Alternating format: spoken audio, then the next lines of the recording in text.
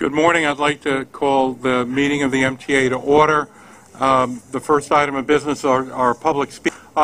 I'd like to talk for a second to the public and to also the members about what we've had in place and what we will make sure that we continue to have in place.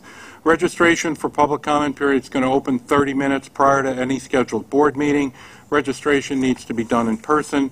Comments should address items that are on today's board agenda, and all speakers need to keep their comments to 2 minutes, and that will be enforced.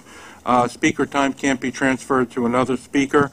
And finally, speakers and observers are asked to maintain a decorum. There should be no personal attacks, no nasty comments. Focus should be on an agenda item. The reason we have a public comment period, and the reason the law allows for a public comment period, is for the public to provide information for us as members so that we can take that into account as we vote on any one of the items. So again, as you get up and talk, please cite what agenda item you are addressing. And with that, we have how many? Where's Steve again? Chairman, we have 28 speakers. 28 speakers, okay. And as usual, in particular because of that high number, we would ask, as we always do, our board members to adhere to the 2-minute speaking limit at 1 minute and 30 seconds during your presentation. Not the board members, but the speaking public to 2 minutes. Yes, the public. Yes. You can deal with God the board knows members, I've tried. Mr. Chairman.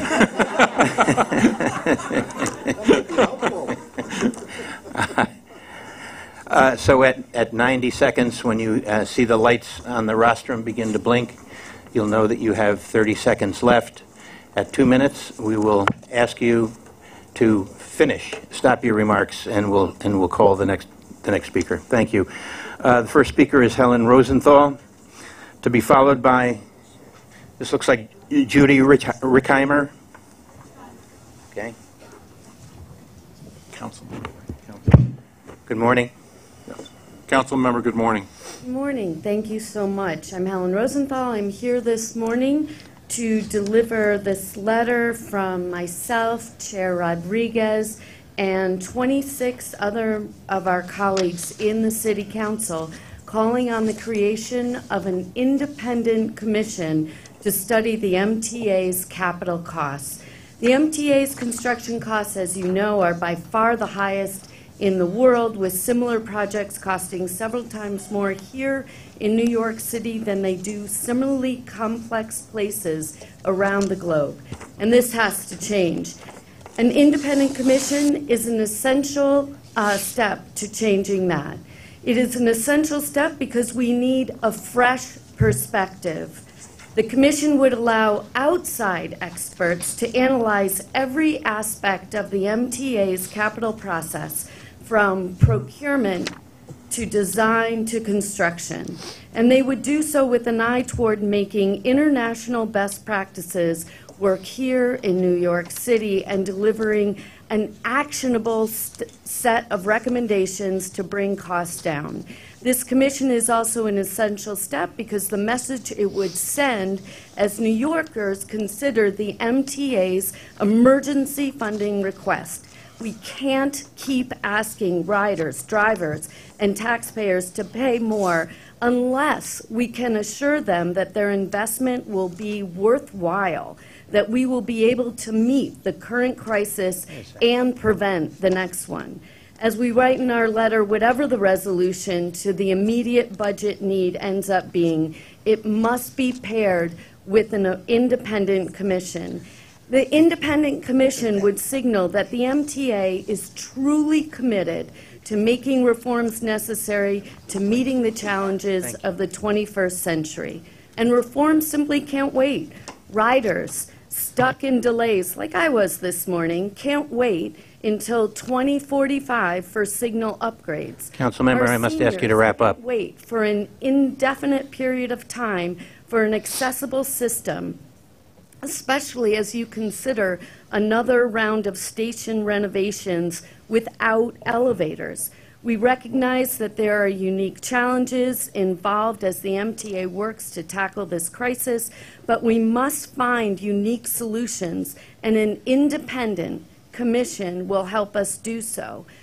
I thank you for your time and your consideration, and I'm also proud, of course, to support the alcohol ad-free subways. I'm just so nervous about what you guys are looking at for procurement. You know, when we were able to look, for example, at the Department of Education spending, you know, voting to spend $1.1 billion for a procurement. When they went back and looked at it again, it was $475 million, and that's what the city ended up spending. And the fault was due to the way that the contract was written, the specs that were actually not necessary. So I really encourage you to set up an independent commission to look at these costs. Thank you very much. Next speaker is Judy Rickheimer. Despite my pleas, the clock seems not to be working, so I will, if necessary, rely on a Timex, and when there's 30 seconds left, I will verbally advise you. When I first heard of the MTA's proposal to eliminate seats and thereby shove as many people as possible into subway cars, I immediately thought of Michael Moore's Where to Invade Next, a movie that said, let's steal wonderful ideas from other countries and incorporate them into American life. And at the same time, I thought of Bizarro Superman, the inversion of the Man of Steel, his evil mirror image. The elimination of seats during rush hours is clearly inspired by Japan's approach to public transportation, which goes so far as to have white glove pushers cramming consumers into cars. So what we have then is Bizarro Michael Moore. Instead of stealing the best of Japan, for example, its 100% literacy rate, we are embracing that country's worst idea. Riders who are middle-aged and older, the disabled and the pregnant, take the subway during rush hours along with the young, fit, and non-pregnant.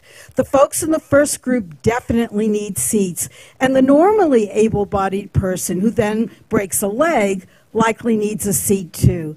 MTA in New York City, keep in mind that in terms of retrofitting transportation to meet ADA standards, the federal government let us off lightly, really too lightly, requiring but a scant number of elevators and escalators to be installed in our subway stations. You have 30 seconds. The seatless solution to the problem, and this really is the problem, of too few subways combined with poor scheduling is pushing our advantage, that ADA leniency we were granted long ago, to a limit of callousness and selfishness that would make even Bizarro Superman blush. Thank you very much. Councilmember Daniel Drum to be followed by Councilmember Robert Cornegy. Mr. Drum, good morning.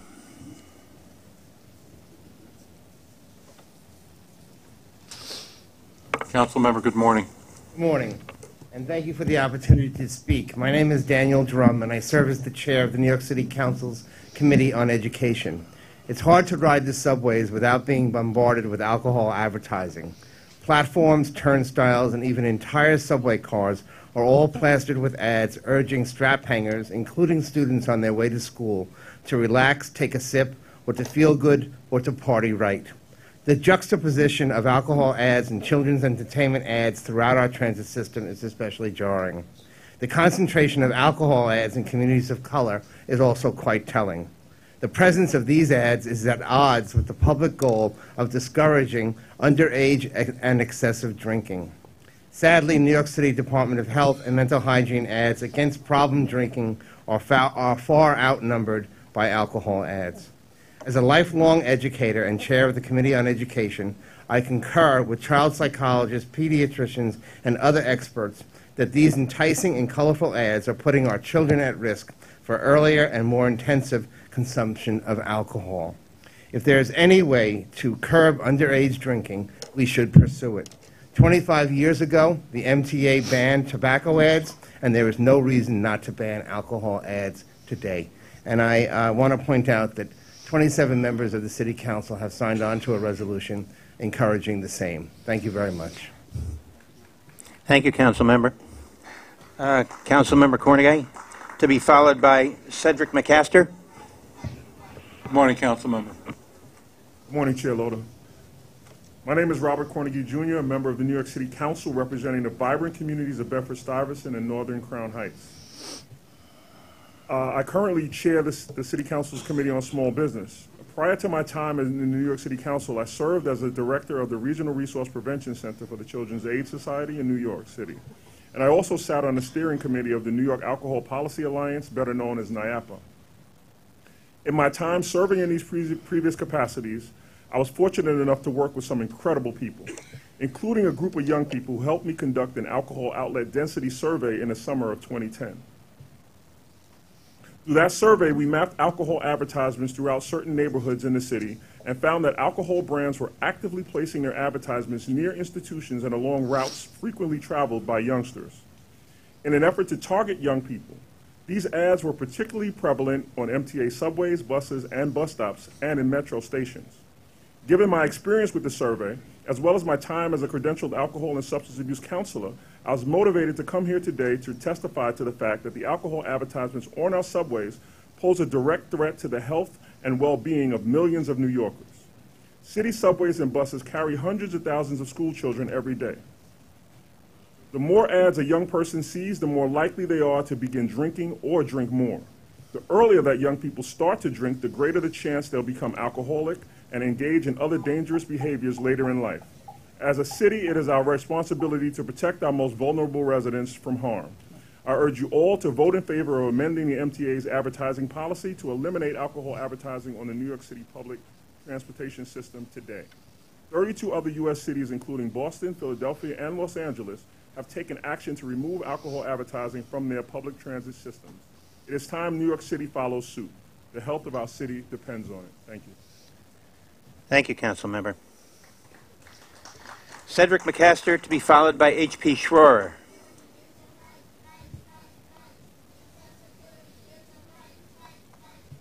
Cedric McCaster? No, Mr. Schroer is after Cedric McCaster. Thank you. Did I pronounce that correctly? I hope. Good morning. Good morning. My name is Cedric McClester, and I'm here to speak on behalf of BAF, Building Alcohol Ad-Free Transit Coalition.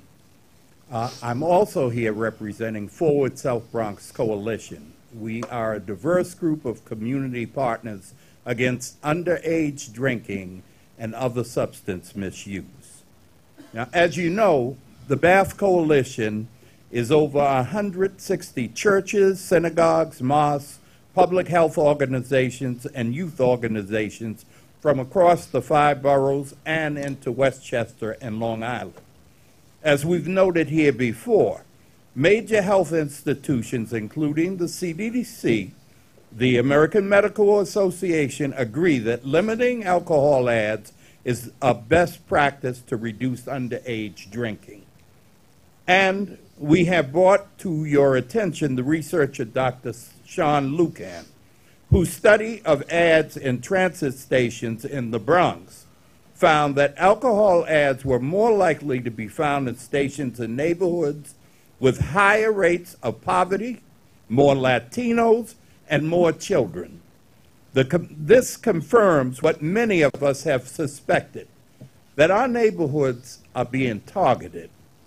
We're aware that some board members have raised the concern that this could start a slippery slope, leading to other types of advertising bans. But, in fact, the many transit systems that have banned tobacco or alcohol ads have not gone on to ban ads for lots of other products, and alcohol is a special category of product since it's illegal for young people to buy. I'll close by saying that we trust that the MTA Board will make the right decision today and vote to eliminate alcohol advertising from the transit system. If not, we will be back. We will bring more community. Have to ask you to wrap up, Mr. McClester. And we'll take more time. Thank you. Thank you very much. H.P. Schroer to be followed by Jessica Chiazon. Thank you. Morning. welcome the opportunity of presenting my proposal to you. My name is H.P. Schroer. I live in Manhattan, and I'm a veteran of World War II. When I ride the subways and buses, I get a discount. Not because I'm a veteran, but because I'm a senior. I want to change that. My proposal is to give veterans of any age, along with their spouses, the same discount as seniors. Shouldn't service to country be given the same respect as someone who gets a discount because of their age? You have the power to do this now. No legislation is required. You would simply expand the discount to include veterans. Over 40% of them have a family income of less than $40,000. Some of them as low as $10,000. So not only is there a moral obligation to them, but a discount would help them financially. To implement the program, assistance and photo IDs are already available. The question is not should you offer a veteran discount, but when should you start it? To make this happen, I would volunteer my services to your department to help expedite the process, something I have done with the New York City Department of Veterans Service. Here before you are some of the veterans, of the younger veterans I'm fighting for. I hope you will thank them for their service by giving them the proposed veterans discount. Before you hear from them, I ask this proposal be officially entered as part of the public record, something which was not included in the prior committee meetings and should be corrected. Mr. Chairman, I should mention that Mr. Schroer has brought along some supporters. They do not intend to speak. They've agreed merely to make brief appearances. I'm going to give their name, their branch of service, and the length of time. Thank you. Good morning, Board. Kevin Bunch, United States Marine Corps, served 3 years. It's an honor to be here, Mr. Chairman and distinguished members. I'm here representing myself as well as representing the Honorable Bill Perkins, Councilman Bill Perkins from District 9 up in Harlem. As a veteran as well, I support, and so does my boss, Bill Perkins. Navy veterans, petty officer, first class, and I'm proud to be a veteran, as well as representing the city up in the District 9 with Councilman Bill Perkins. Thank you. Good morning and thank you. It's Christopher Gorman, Marine Corps, 5 years. Thank you. Thank you very much. Thank you, gentlemen, and for your service. Jessica Kiazon, followed by, I hope I pronounced that correctly, followed by Liz Patrick.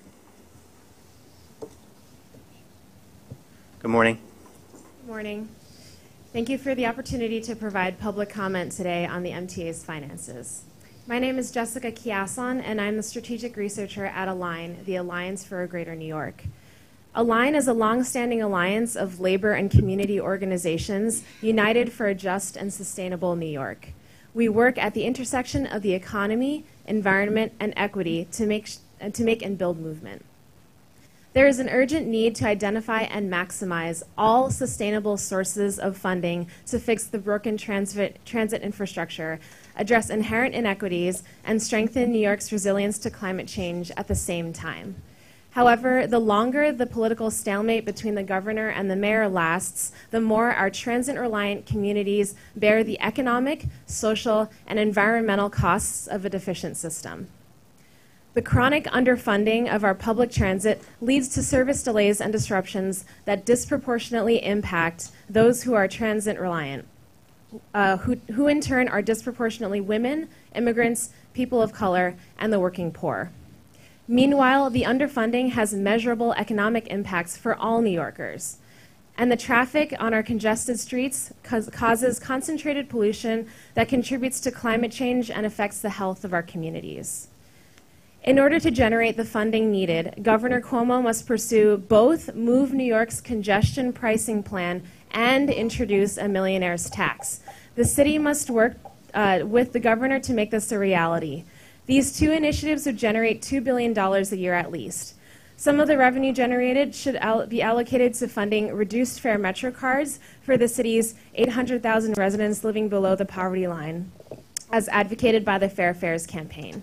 This morning, Align and the New York Communities for Change released a report called Moving Together, which frames this combined approach as a way forward. Through bold, forward-looking... You have to finish, Ms. Kiasson. That combine congestion pricing and a tax on New York City's wealthiest residents, we can create an affordable and efficient system that works for all and enables New York to lead in the fight against climate change. Thank you. Thank you so much. Liz Patrick, to be followed by Mary Parison. Hello, I'm Liz Patrick with the East 72nd Street Neighborhood Association. Speaking on behalf of our residents, we applaud your new subway dashboard initiative. It's an important step toward measuring and improving the ridership experience. We're also encouraged by the MTA Select Bus initiatives to speed up road travel by using dedicated bus lanes, signal priority, and all-door boarding. But what about us? The local bus riders who've been left to languish with long wait times, unreliable schedules, and overcrowding due to road congestion. What's the plan to improve local bus service for our senior population and families with small children, riders who often can't use the subway or aren't serviced by the SBS routes? In our neighborhood, we've seen a steady deterioration of the bus service. 7 years ago, one of our crosstown bus routes, the M30, was eliminated due to budgetary reasons. Residents were told to use the M72 or the M31. Later that year, the 72nd Street stop on the M15 Limited was eliminated due to the subway construction for the queue. After subway service was finally reopened, we were not given access to the 72nd Street stop. Last summer, 3,000 residents signed a petition asking you to allow us to board at 72nd Street on the SBS M15. You told us no, citing low demand. And last month, the MTA made schedule reductions to our remaining crosstown bus routes, the M72, the 66, and 31, in spite of overcrowding from hospital employees and long wait time due to gridlock on York Avenue. At this point, our seniors and families with small children feel like second-class citizens who've been forgotten by the MTA. They depend on local bus service for their daily transportation needs and don't have extra money for Uber, Lyft, and taxis. We must make local bus service a priority, and we look forward to working closely with you to identify the next steps to serve our community. Thank you. Thank you very much. Mary Parison, to be followed by Janine Franz, and then Tabitha Decker. Good morning. Good morning. My name is Mary Parison, Chair of Civics United for Railroad Environmental Solutions. This week, Anacostia Rail Holdings and New York and Atlantic announced that the MTA renewed your transfer agreement. I'm shocked and outraged to hear this news, if it is true. Because if you don't know, you should know that by now that this privately held company has demonstrated contempt for public health and safety and violated the law and your transfer agreement. You should know that New York and Atlantic continues to demonstrate contempt for public health and safety, posing an ongoing risk for MTA and Long Island Railroad. On October 11, 2017, Cures reported to the MTA that the New York and Atlantic Railways, undisciplined and unsupervised crews, were using trains to go to a local 7-Eleven, idling next to homes at 3 a.m., 6 a.m. in the morning for a half hour at a time, emitting toxic diesel exhaust and waking residents with loud noises. You can't possibly think that this is acceptable. And why would you renew a contract with a company that operates like this? Back in 1997, you and New York and Atlantic signed the Second Amendment to the transfer agreement that said there will be no storage or interchange of solid waste in our communities. Well, New York and Atlantic is violating this as well, transporting 900 million pounds annually of solid mixed waste in filthy, open gondolas trailing waste blow-off, odors, leachate into our communities. I heard the board last month express an interest in transparency in finance and procurement. And New York and Atlantic Railways, they violated state finance law. They acted as the MTA's agent in 2013 for the locomotive. Sorry, Ms. Parison, time is up. I just want to end with the fact that there's 100% available funding in the Volkswagen settlement. And this is an opportunity for the Long Island Railroad to get free locomotives, switcher locomotives. So we're advocating that the MTA use their funds to purchase other things when you have this opportunity to get the free Tier 4. We have to move on, Ms. Parison. I'm sorry. Thank you. Janine Franz, then Tabitha Decker, then Bradley Brashears. Ms. Franz, good morning. Good morning. I didn't prepare a speech as those who I am following, but I am a concerned citizen. I'm a precious commodity of New York. I've been working in New York City for over 37 years for the city of New York. And as a person who has been eligible for accessoride, I was very happy about that because I do have some disabilities. Not all disabilities are seen physical, but there has been problems with the broker services, VBT, CGT. They're very disrespectful, never on time, and they leave you stranded. And I believe that something has to be done about this. You are concerned about your citizens, so I beg of you to please do something with your broker services. I'm hoping that in the near future, e-hail, which is a yellow or green car service that would take you from borough to borough within your borough, can be expanded to outside boroughs, from Brooklyn to New York or from Manhattan to Queens will be extended. You feel more comfortable there. But there's been so many things. I've attended a funeral last week up in Harlem, and I live in Brooklyn, and they left me stranded. You call them up, they lie to you about the time that they're coming. They say that they came and they never came. You get hung up on, and it's extremely disrespectful. And I'm hoping that New York City can address this issue for accessoride riders. Thank you. Thank you very much. Tabitha Decker, then Bradley Brashears, and then Mary Kasinger. Thank you. I'm Tabitha Decker from Transit Center here on behalf of the Bus Turnaround Coalition. The MTA has a major opportunity to improve bus speeds for riders and operator safety by replacing the MetroCard with a system that allows riders to enter through all doors system-wide. Last week, our coalition was joined by the TWU, Local 100, and ATU Locals 1056 and 1179 in calling for this very policy change. New York City buses currently spend 22% of their time stopped as riders board one by one through a single door. Select Bus Service has shown how much more quickly buses can move with all-door boarding. Time at bus stops on those routes has been reduced by 40%. Time at the stop on those routes has been reduced by 40%. Likewise, in San Francisco, which adopted all-door boarding system-wide in 2012, they've seen a 38% reduction in the amount of time spent at bus stops.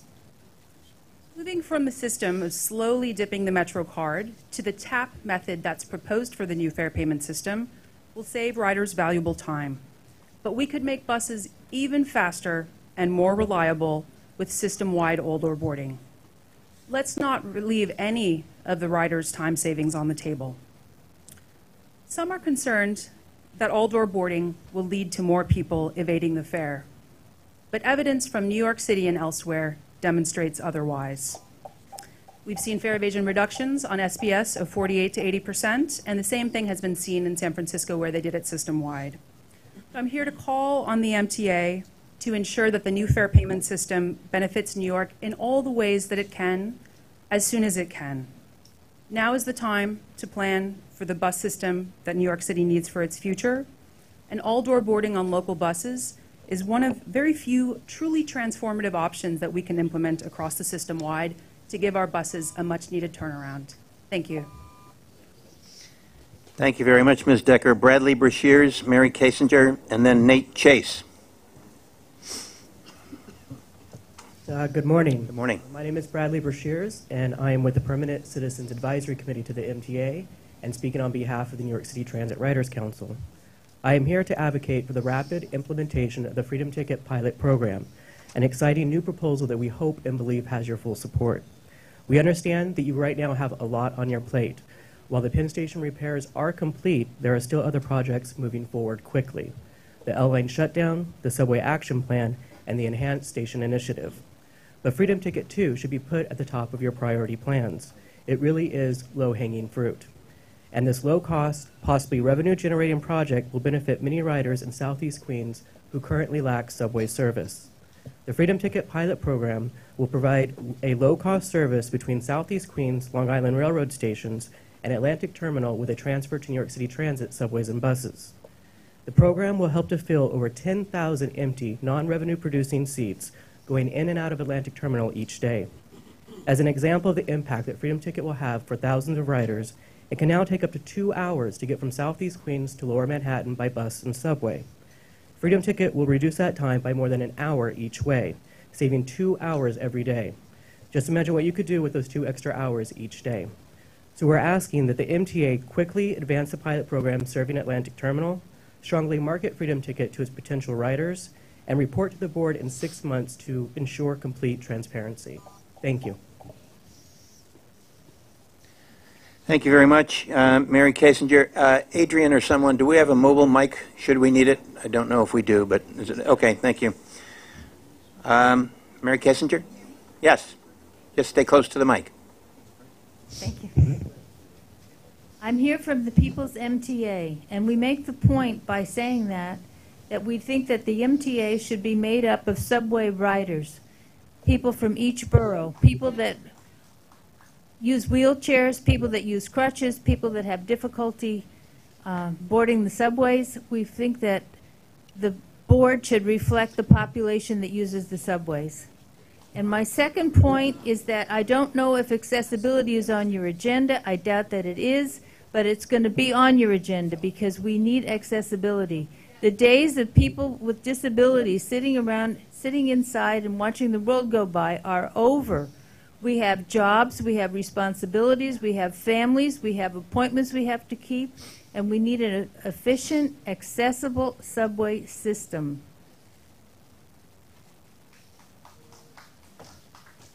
And in terms of money in order to pay for it, the MTA has plenty of money. It is like routinely stolen, like $146 million shifted over to, diverted to the general fund, the state general fund. That's just stealing. There's plenty of money. If there's 8.8 million riders a day, even if the fare was $1, that's $8.8 million a day. And that's, well, how many elevators can you make with that? About 8 at least. So I'm here to say there's plenty of money, and it should be spent on getting people to use the subway. Thank you. Thank you, Ms. Kessinger. Nate Chase, then Julia Veragese, then Edward Yude. Nate Chase? Coming up. Okay.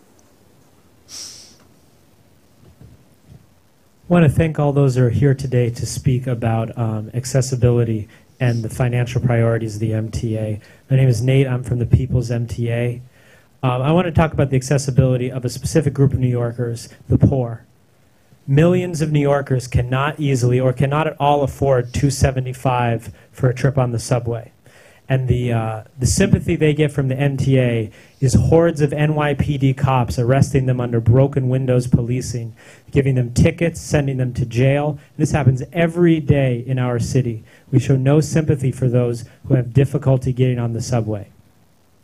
I want to bring to everybody's attention the Swipe It Forward campaign. As this meeting's going on, there are grassroots activists in the street, in the subway system right now, swiping people into the system with unlimiteds that can't afford the rides. I want to let everyone here know that you have a limited. It is legal for you to swipe someone into the subway as you exit the system. and it is legal to swipe people in if you have a pay-per-ride, provided that you do not sell the swipe or they do not ask you for it. This should be public knowledge to every New Yorker, so I encourage those that are here today to go around and spread this knowledge. Everybody needs to know this. Lastly, I'd like to speak to the city council members in the room. Many of you are here today because you're concerned about alcohol advertising. You're concerned about the effect that has on young people in New York City. But what is the effect of young people on young people in New York City? 30 seconds. Vote to add 1,300 cops to the NYPD, many of whom are sent into oppressed communities in the subway to give people summons under broken windows policing, summons that lead to jail time, to fines they cannot pay, and in many cases to deportation. Thank you. Thank you very much. Julia Varagesi, then Edward Yude, then Tony Murphy. Yeah. The fellow traveler. Hi, my name is Julie Varagese. I'm with the People's MTA. And I just wanted to address the board about the fares regarding the cost of fares, the fare hikes, whether it's with the MTA, the subway, the buses, and the Metro North. Right now, if I travel during peak hours for work, I pay $26 round trip every single day. And that's without the unlimited Metro card and without the unlimited Metro North card. On top of that, and that's obviously very unaffordable for a lot of people because not everybody makes $26 per hour even. On top of that, we need more trains during rush hours. We are all standing on the Metro North during the mornings and in the subways and the buses in the mornings. I suggest that you eliminate the fares because there's plenty of money in the system for everyone to ride for free. A lot of the money is actually going towards debt service, and instead of doing that, take care of the people. The system is for the people, not for the banks. And on top of that, we have a major issue with accessibility. Some of my friends in the disability community, it takes them 2 hours to get to work. If they live in Brooklyn and they want to get to Lower Manhattan, they have to go up to Times Square or Grand Central, take the elevator up, and then come back downtown. That makes absolutely no sense. On top of that, we need to get rid of the police harassment. The majority of arrests in this city are actually for subway turnstile jumping, and that's frankly unnecessary. And on top of that, the city councilwoman who suggested that we have an independent commission to study the possibilities, I don't even think that we should be even asking the board for this. We could just start our own independent commission by the people with the city council. We don't need to ask permission from the board for anything. Thank you. Thank you very much. Edward Yude, then Tony Murphy, and then Arthur Piccolo. Good morning. My father, Louis Yude, worked on the subways from the 1920s to the 1975 as a civil engineer. He worked on building them, on maintaining them. He was forced to retire in 1975 because he was 70. That was bigotry. Bigotry means people are treated worse and are considered to have less value. He complained to me that after he became disabled, after he was forced to retire, he had trouble using the same very subway system that he had built. 355 subway stations don't have elevators out of 472. That's 20%. That's not acceptable. 90 years ago, one of the worst books about bigotry was written. It was Mein Kampf by Adolf Hitler. And in that book, he talked about the big lie. You tell a lie enough times, people will believe you. There is a big lie from the MTA that there's not enough money for elevators, for service, for seats, for everything that people need. The subway system, it should not be a business. It should be a service. The MTA has a debt of $37 billion to Wall Street. That should be canceled now. One more thing. There are rats in the subways. Why are there rats in the subways? Not because people are littering. There are not enough litter baskets per square foot like there is in Washington, D.C. and San Francisco. You need more litter baskets. You need more workers to do that. The people in New York City are willing to throw away the trash. Just provide the services. MTA should be a service and not a business. Thank you, Mr. Yude. Tony Murphy.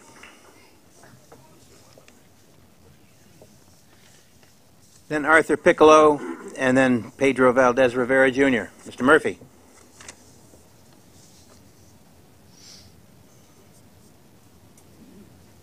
Before this meeting, a lot of the people in this room had a press conference outside, and the point of it was to reject what the MTA said last week, which was that they couldn't afford to install elevators in the Parkchester subway 6 line stop. And our position is it's ridiculous for the MTA to be claiming that they can't afford this. We know they can afford it. We reject the idea that the MTA doesn't have enough money to make public transportation accessible. We live in the richest city in the world, right a stone's throw from Wall Street right now. Just the fact that the capital plan is $32 billion and the debt service is $37 billion shows you that the money is there, but it's going to everywhere where it should be going, and that's for the benefit of the riders. And we live right near Wall Street. You could put a stock transfer tax on high-frequency trading and generate billions of dollars. You and I have to pay sales tax or income tax, but when the banks get their interest payments from debt service, that's completely tax-free. We could put a tax on that. That would generate billions of dollars. My sign, one of the signs we have says that $700 billion was just approved for the Pentagon. There's lots of money in this system. You could say, well, that's not the same revenue stream. What revenue stream guaranteed that AIG, a private insurance company, got $180 billion from the Treasury? We know there's money in this system. The problem is not just that there's money and it's not being used. The problem is that people are profiting off of public transportation. When you see those big cost overruns that get lots of media attention, a project should have cost $4 billion, now it costs $10 million. $10 billion, somebody's getting rich off that. The banks are getting rich off public transportation. That's theft of service. And the people who, before me, thank you, Mr. Murphy. Young black and brown people getting arrested on the subway for turnstile jumping because they didn't have 275, they're arrested under what's called theft of service. The real theft of service is from Wall Street. We have to move on, Mr. Murphy. Public transportation. And NYPD wants to arrest somebody, they should arrest this board for allowing that theft to continue. Thank you. And Time's up, Mr. Murphy. Finish up by saying this. That we are... Mr. Murphy, Mr. Murphy, please wrap up. The NYPD and its racist practices in the subway. We would feel safe. The MTA could make Mr. Murphy, you're out of order. Safer if they...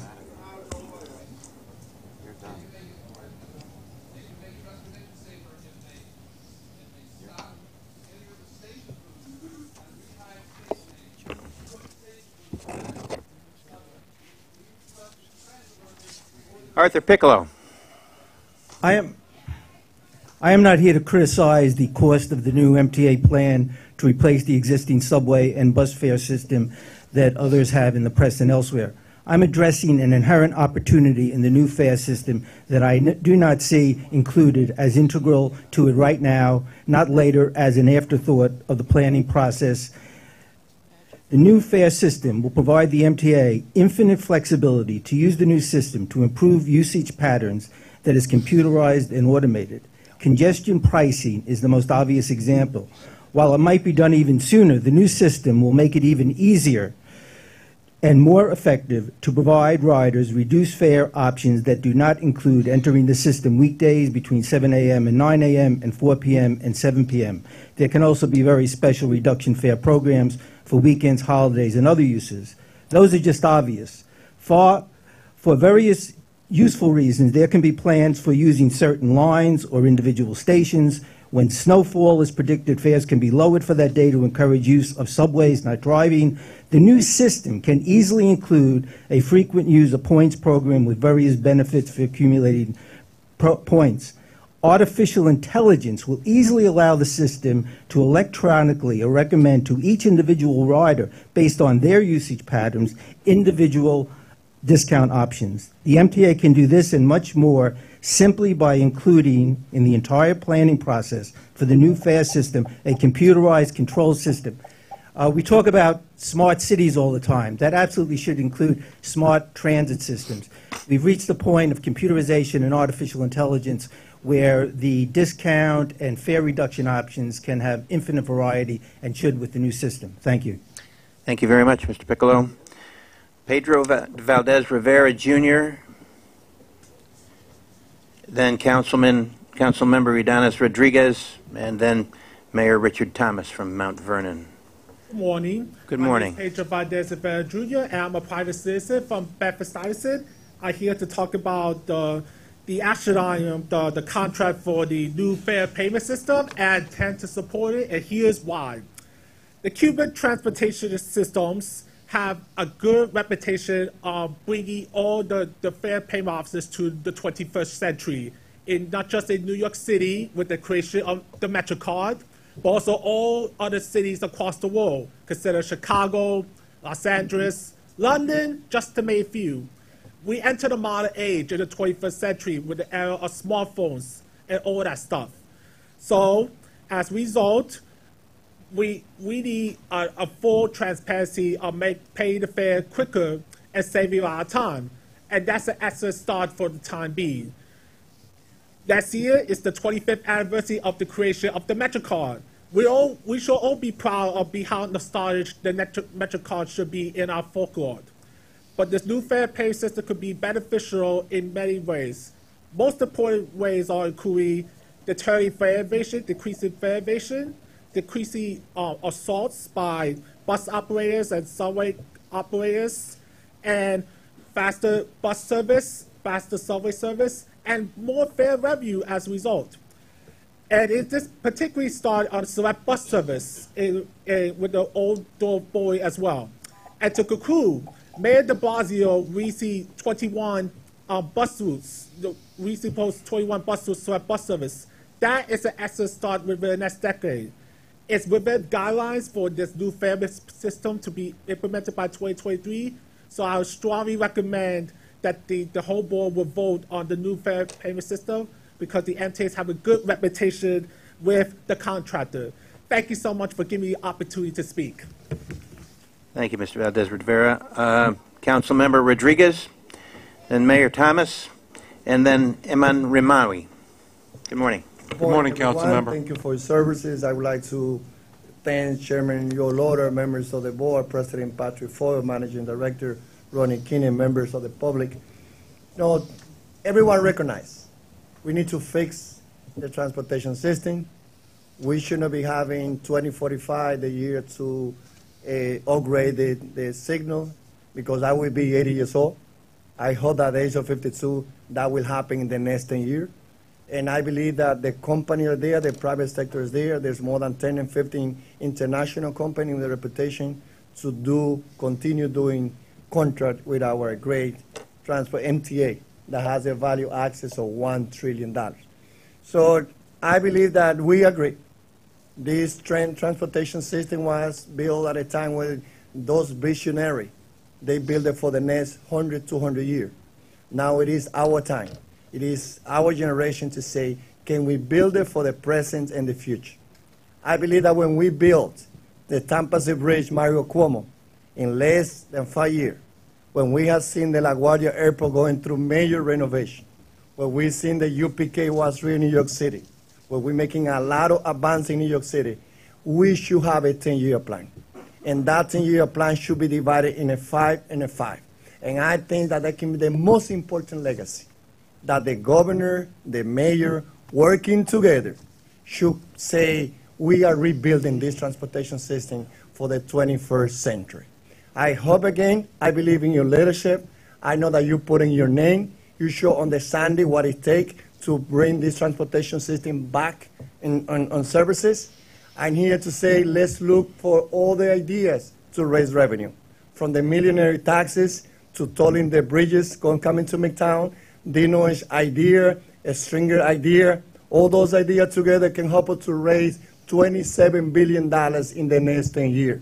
If we raise those revenue and we work with a plan to control the costs, I believe that we will be part of rebuilding the transportation system, not only for us, but for our children. So let's work together and let's get it done. One final idea is, and it's not my idea, I was approached by a constituent who say, I'm a mother and together more than 1,000 parents, we have issue of taking the stroller into the buses. You know, right now the policy mandate for the stroller to be closed.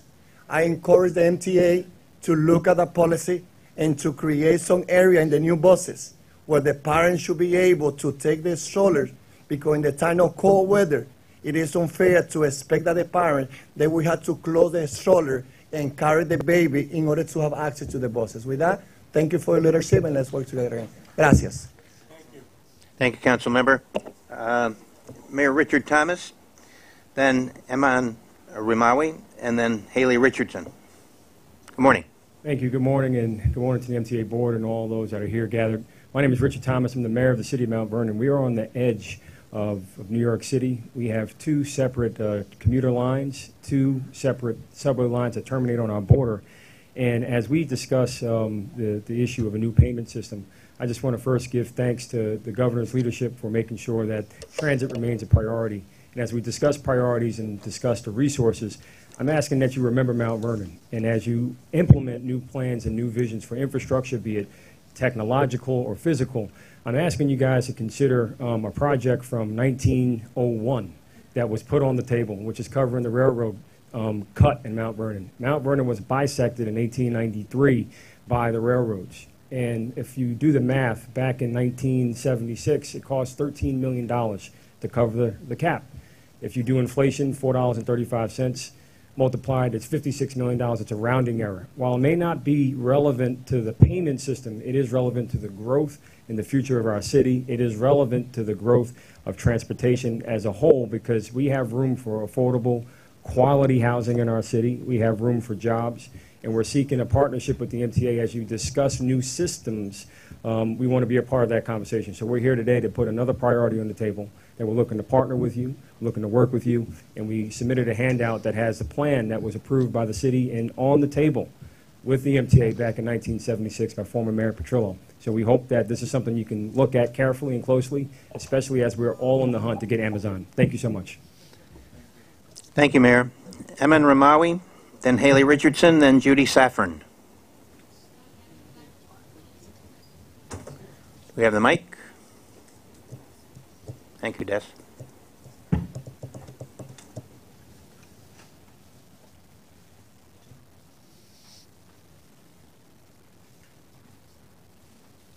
Good morning.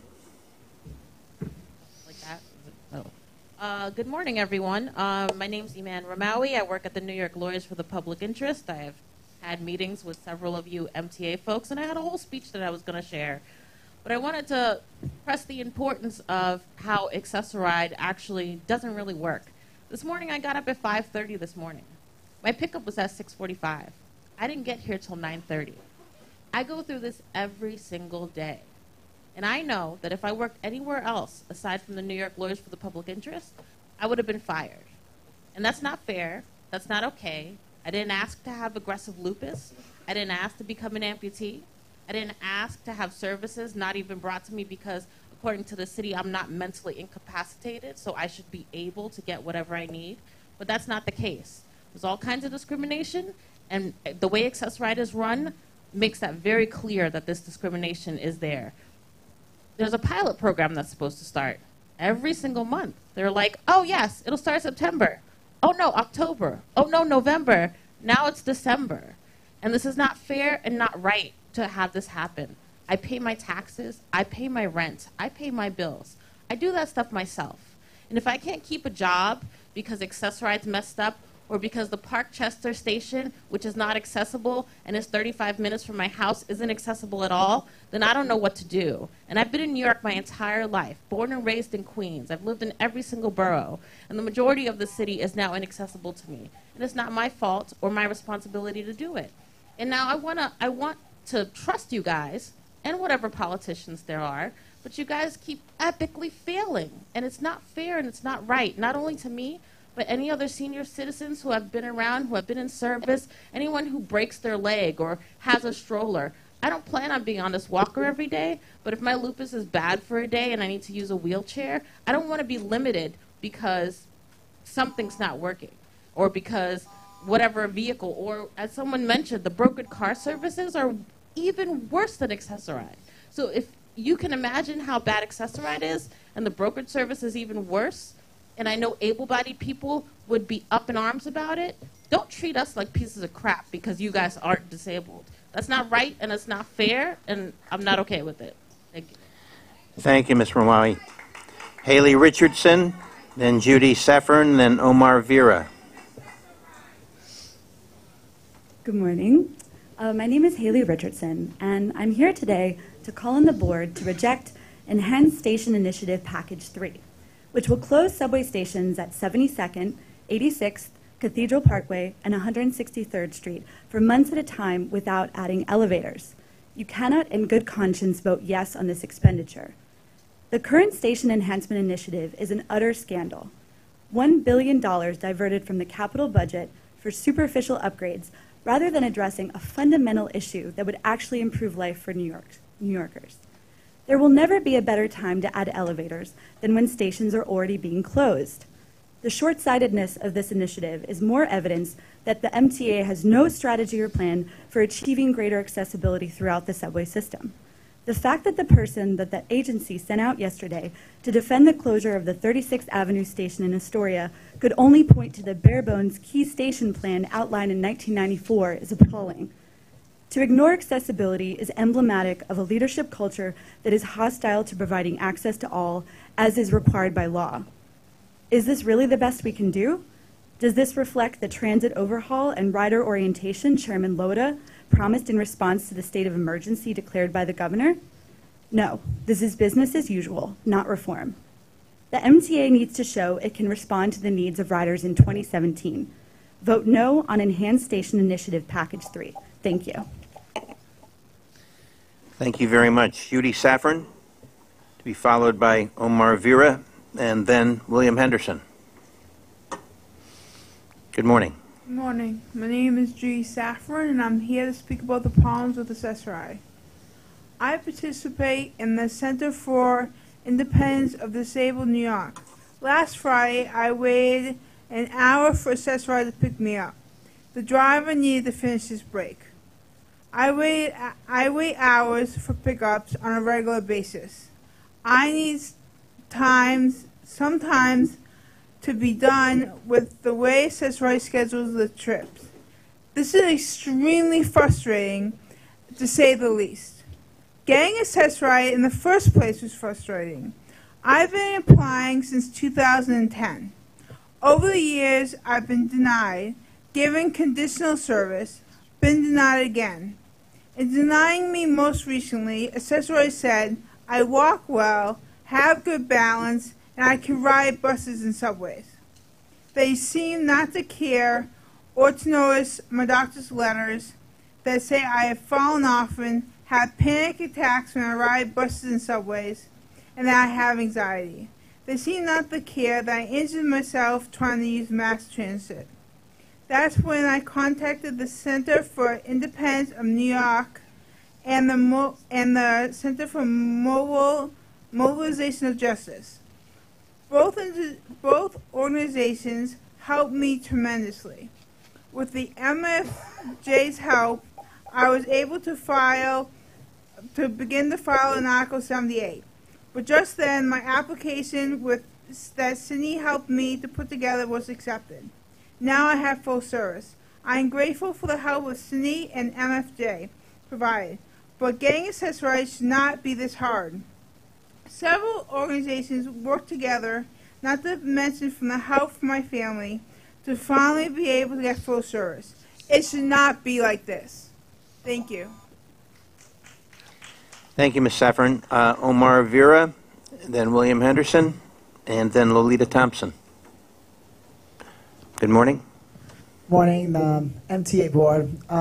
So most of the speakers talked about like Access-a-Ride, and it's really needed that to create more accessible stations, ADA accessible stations, because we live in a diverse world, and we have to accommodate those who can't really use the stairs like the normal way. So like many other systems have adopted it. It's time we adopt ours. Oh, and second, I do appreciate that you're trying to replace the MetroCard with an easier tap and go system. They have it at SEPTA in Philadelphia, and they also adopted it in Montreal, the Montreal Metro in Quebec. And over the weekend, I've seen videos of the Montreal Metro because they say it says to be one of the best in the world. Anyway, I support your the budget for new expenditures. But Chairman Loder, I knew you initially opposed the 7th extension to New Jersey, but it's my hope that you reconsider that because the 7 New Jersey customers need some direct subway access to the city as opposed to the $15 fares from Easy Pass, the tolls by Port Authority. So it's just my suggestion to reconsider your initial opposition to the 7th extension to New Jersey. Thanks a lot. Thank you. Bill Henderson. Then Lolita Thompson and Louis Alzate. Good morning. This coming week marks the 5th anniversary of Superstorm Sandy. The storm damaged our transportation system in ways that we previously not imagined, and today you're considering applying for federal funds for some of the response to Sandy. We want to express our appreciation for the progress the MTA and its agencies have made in remediating and repairing some of the problems from Sandy, and at the same time encourage you to continue moving strongly forward to complete this work. We know there's a lot on the MTA's plate, but this work is vital to the system's future. In sum, the MTA and its agencies have worked effectively to restore the system and prepare it for the future with a minimum disruption for the riders. The men and women of the MTA can be proud of what's been accomplished over the past 5 years. We thank them for their hard work, and we look forward to more progress in the future. Thanks. Thank you very much. Lolita Thompson, then Louis Alzate, and then Ellen Shannon.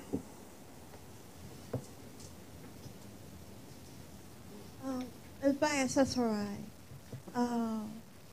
It comes late, and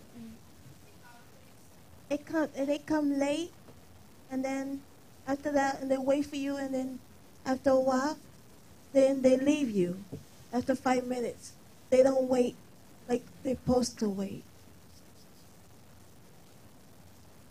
And I don't like the SSRI leave me. Thank you. Thank you, Ms. Thompson. Louis Alzate, then Ellen Shannon, then Jason Pinheiro. Good morning. Thank you for the opportunity to comment on a simple but great opportunity to improve public transit in the city of New York. My name is Louis Alzate. I'm the Vice President of Amalgamated Transit Union, Local 1056. I present this testimony on behalf of my President, Mark Henry, ATU Local 1056 President and Business Agent. He's also the Chairman of the ATU Legislative Conference Board, and Mr. Benny Kaufman, President Business Agent of ATU Local 1179. As mass transit professionals, ATU offers unique and valuable insight. ATU 1056 and ATU 1179 members, bus operators, and maintainers work respectively for MTA New York City Transit, Queens Bus, and the MTA Bus Division. We serve the riding public. At almost every opportunity discussing public transit, the ATU emphasizes that smart investing in public transit keys growth in the economy, job creation, and sustains a great green environment.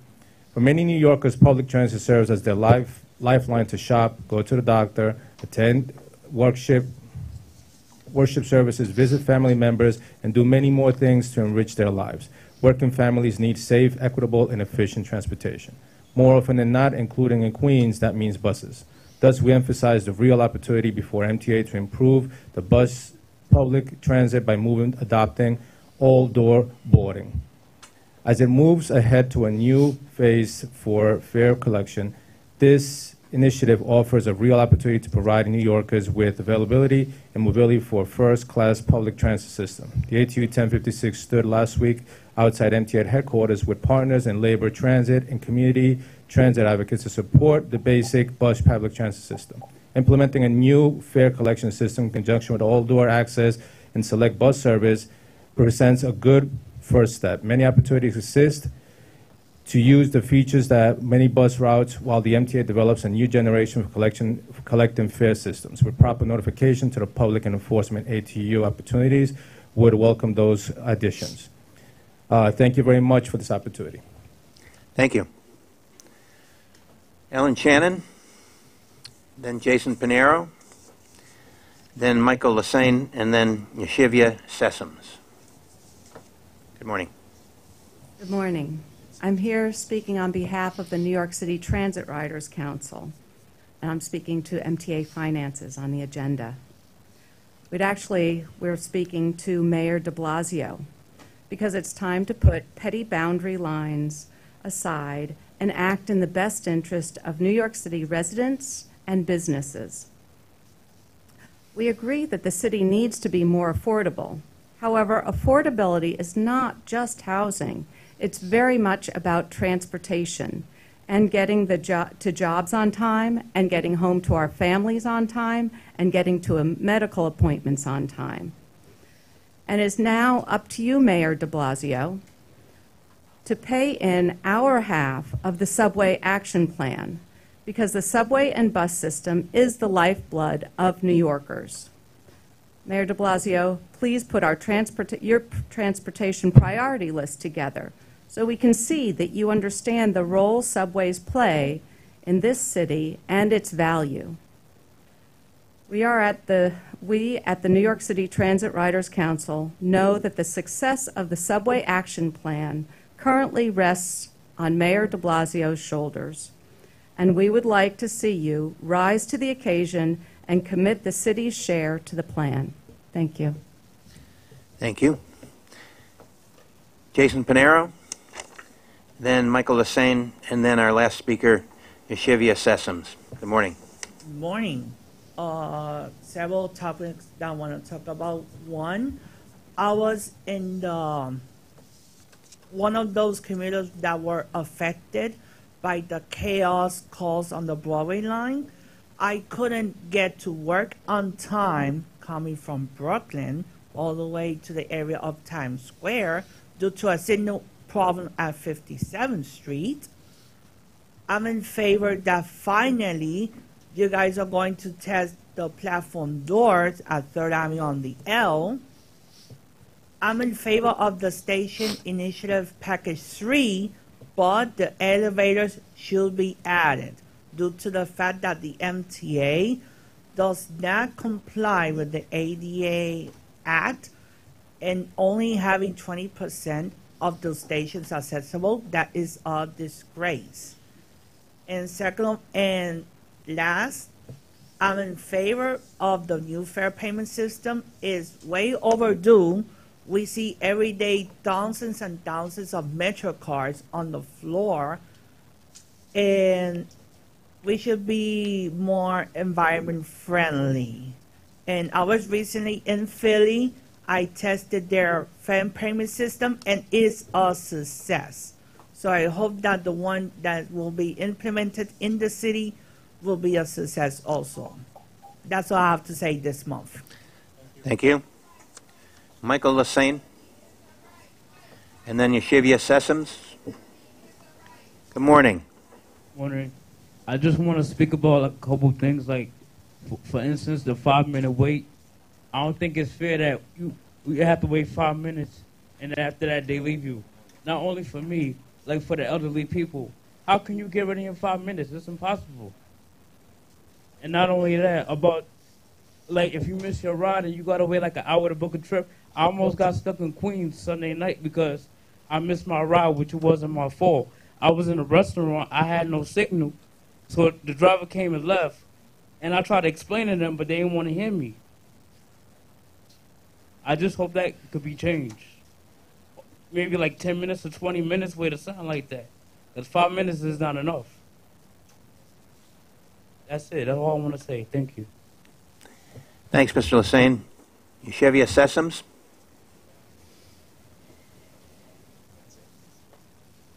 Good morning. Good morning. Okay. I just want to say something about accessory. We shouldn't have to wait 1 hour or 2 hours before they pick us up.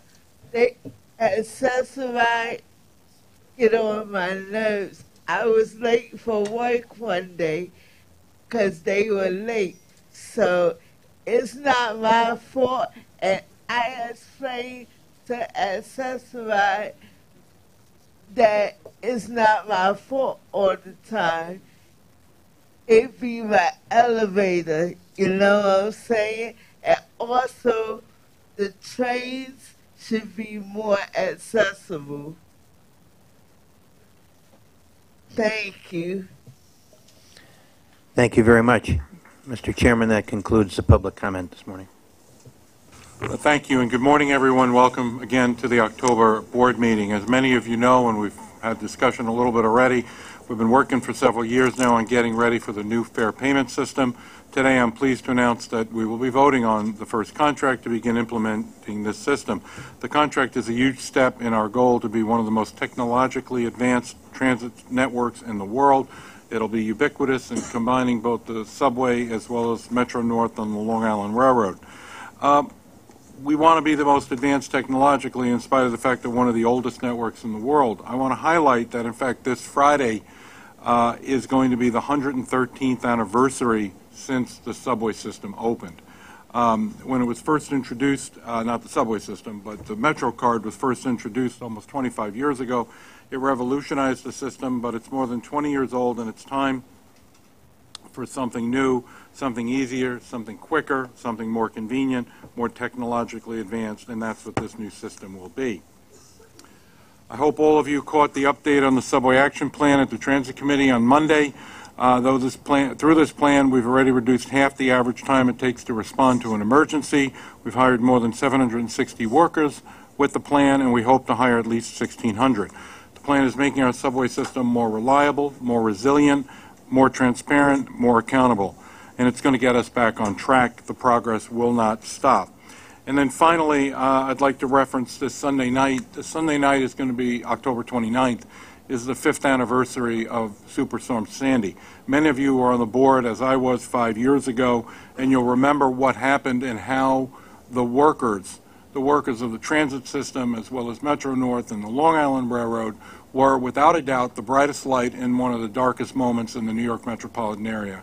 They worked tirelessly to get the system back up and running, the subway system in just 2 days, which no one thought possible. It's emblematic of what work can be done here at the MTA, and it's at the core of why I believe the Subway Action Plan will work, and we will get this system back on track.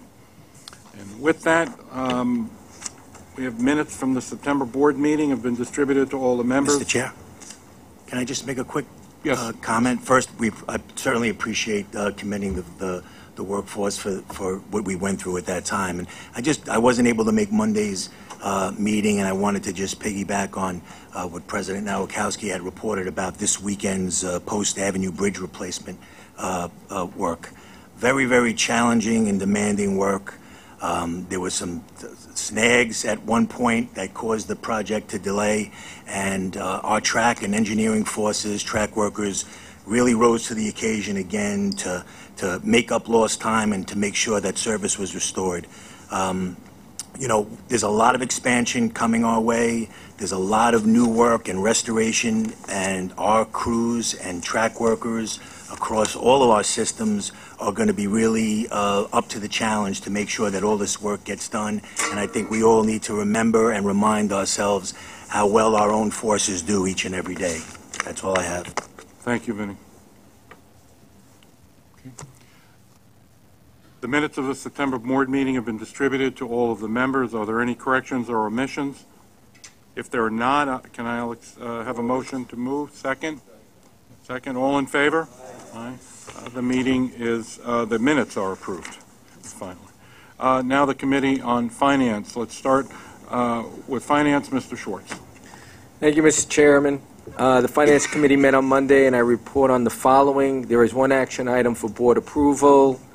The action item requests the board approve the filing and acceptance of federal grants for the federal fiscal years 2017 and 18.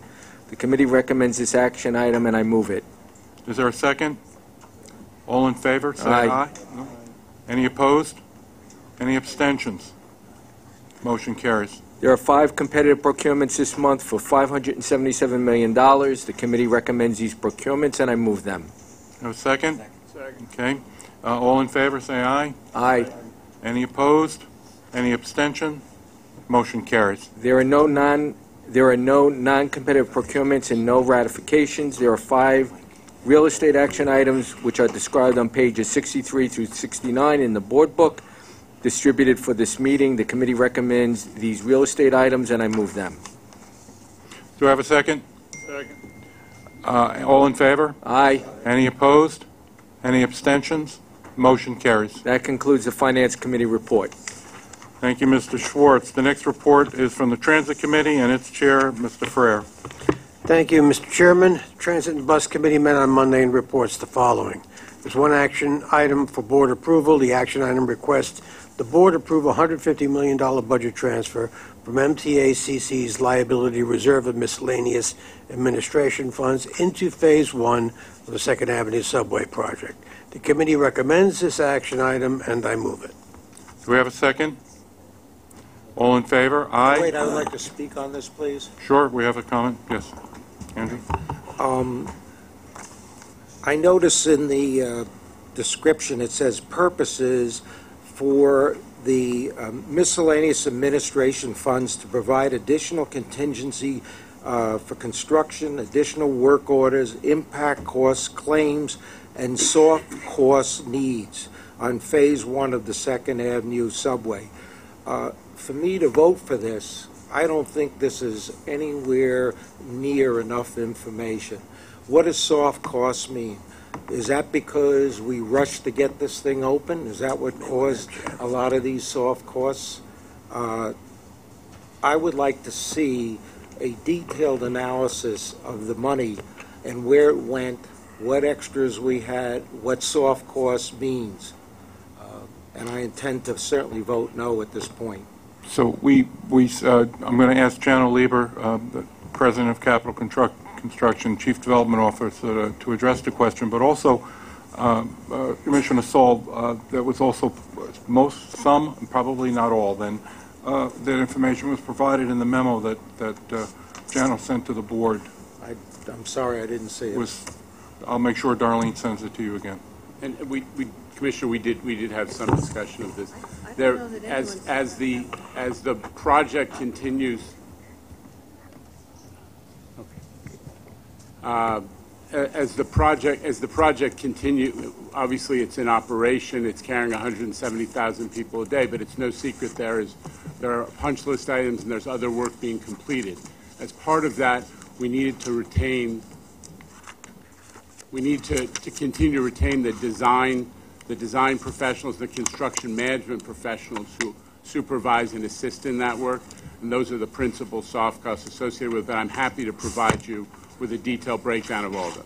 Right. So I'd like to see a real detailed expense sheet, how you come up with the $125 million that's needed at this point, 9 months after the thing opened up.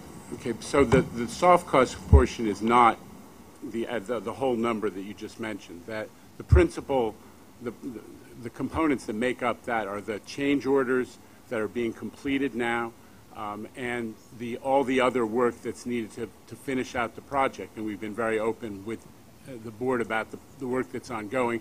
It's also a projection for the amount of money that's going to be necessary to satisfy and resolve claims. It's no secret that projects of this size do generate construction disputes and claims.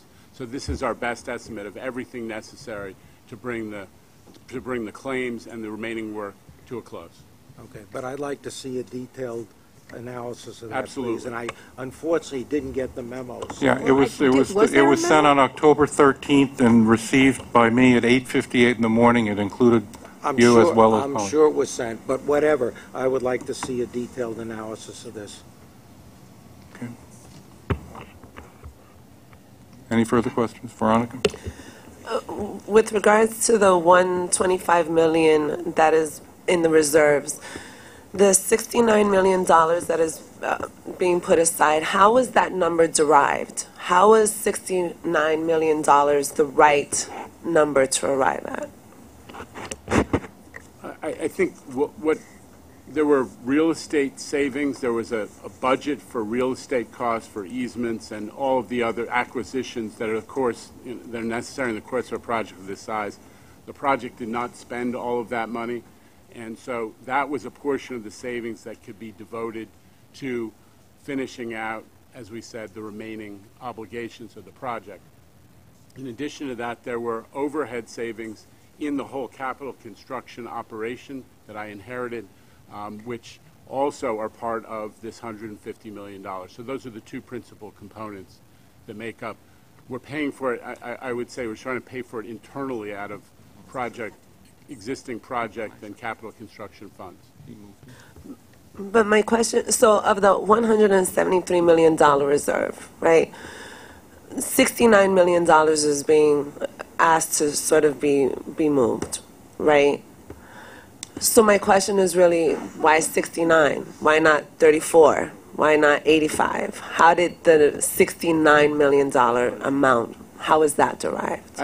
Truthfully, it was just that the team's best estimate, and I've shared that with you, of what remained to be done was $150 million bogey, and we obviously took from are proposing to take from the available resources from these different categories. It was not perfectly developed. It was to add up to $150 million. What would happen in the event that new liability issues arise after this money has been transferred from reserves? All I can tell you is I grilled the team as aggressively as is my habit, and I told them that they needed to set, to the extent that that any claims remain unsettled, the people who are making claims who don't come to the table, resolve the claims at the right price and timely, will be at risk of having to litigate those because there is no more money. Jamie? I just want to, John, make sure I'm correct about something in the memo, which I think is a very positive fact. With this vote we're taking, the total cost of the project is anticipated to have gone just over by 3.37%, including this. Is that roughly? Correct. No, that is correct. That the budget was I'm drawing a blank on the exact numbers, but it will end up at $4.6 billion, and that is 3% over the budget that was set by this board. It is also it's also below the budget for the project that the federal government set in their so-called full funding grant agreement, the federal grant. So from that standpoint, it's a reasonably successful budget. And Andrew, not that you shouldn't ask for the detail, but only to point out it's not, this isn't $150 million that was nowhere ever and wasn't budgeted, in fairness to Jano. Yeah, but before we take a vote on this, I mean, I think it's fair, and I think everybody would be interested in knowing, I would hope, what all these extras were, what the soft costs were. I think it should be sent to us before we take this vote to move this funds from the reserve. And I request that. The chair of the committee is not willing to table the motion. The motion's been put on the table. Is there a second? Second. Is there any further comments or discussions on this issue? That being the case, all those in favor, say aye. Any opposed? Please raise your hand. Two oppositions. Any abstentions? Three, sorry. Okay, sorry. There being none, the motion carries. That's it? You have more? Freddie? Freddie? Yes, absolutely, absolutely. Freddie, you have more? You're up. There are 9 procurement actions this month and a total amount of $398.4 million. There are no non-competitive procurements. There are 8 competitive procurements for New York City Transit in the amount of $394.2 million, described on pages 76 through 89 of the board book. The committee recommends these procurements, and I move them. Is there a second? Is there any questions or comments? Yes, Veronica? With regards to the Echo 3 station enhancements, So the last time the board voted on a package, I believe was before the subway action plan was released in April, if my recollection is correct.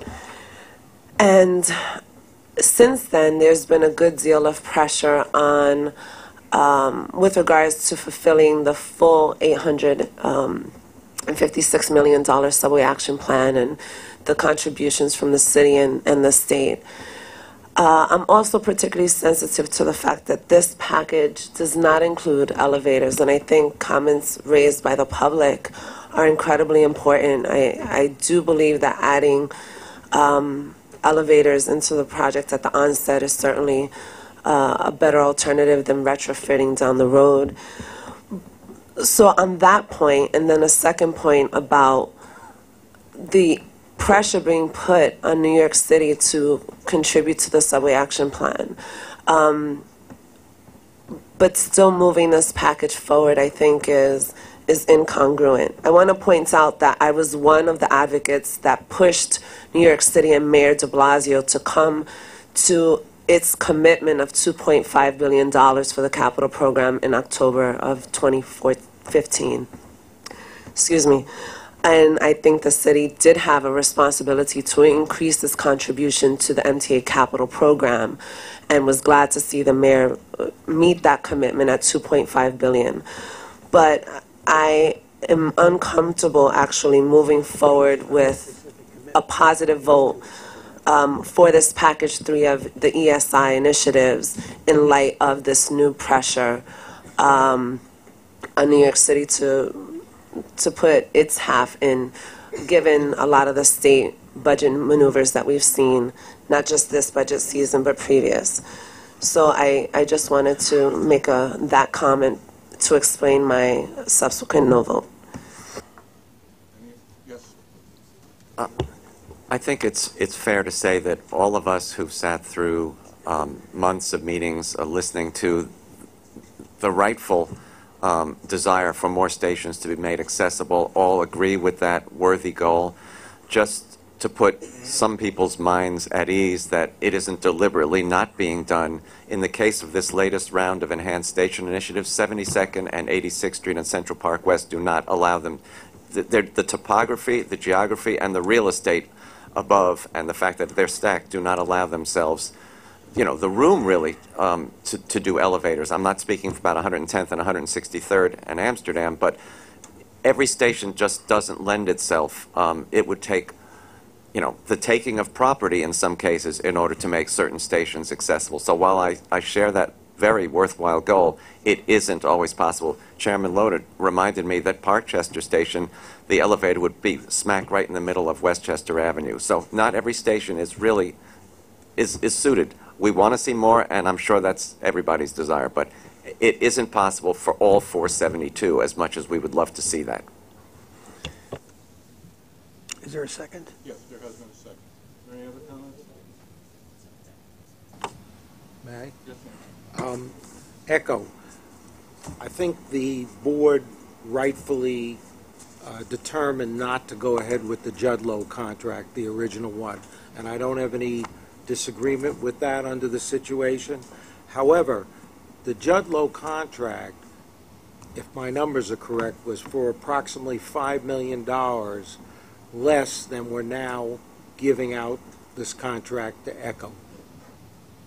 And I think that, again, we are on a very limited budget. We're fighting with everybody to get more funds in here, and here we go, give a contract out for the same amount of work, essentially the same contract for $5 million more.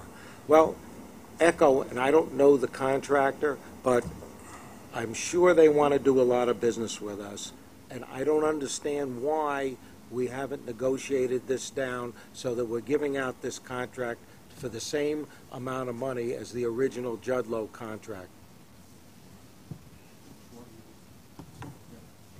Thank you, Mr. Chairman. I mean, Steve can also obviously speak, but I want you to, each of the board members to know that as chair of the Finance Committee, I personally spoke to Echo. I spoke to the owner of the company regarding since he was the second low bid, to try to get the number down as much as possible to come as close to matching and meeting the Judlow bid. This is the best that the owner could do. It came up at the last meeting. I didn't think, and I said it on the record, that anything was really going to change. I think we need to move forward on this project, and any further delays is only going to increase the cost of this project. This was publicly bid out. Everyone knows the price. It was the right thing to do to disqualify Judlow, but this is the price. We spoke to him. I think he reduced his price as much as he could. He had insurance costs and other factors that he had to deal with, and he said to me flat out, he cannot go any lower than the price that's before us. So I think we just need to take an action of whether or not we're going to accept it and award the project. By the way, our internal estimate, Larry, was for $94 million from our own internal engineers. He also reduced the time that individual stations would be out of service Correct. as well. Correct. And that drives up his costs in doing that. That's a good point. Thank you, Commissioner.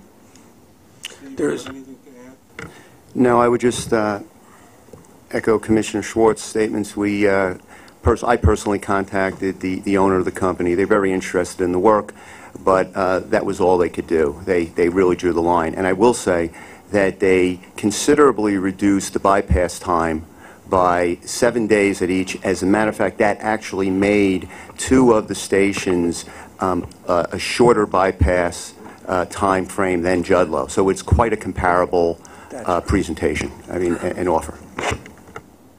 The item has been seconded. Is there any other comments? All those in favor say aye. Aye. Those opposed? 2. Any abstentions? Motion carries. Mr. Chairman, before you go on to the next item, I want to go back again to the second half, because I found the memo. You said explained it.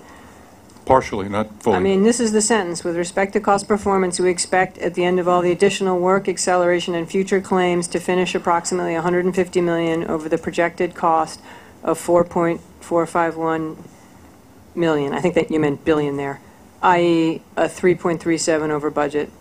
That's all it says.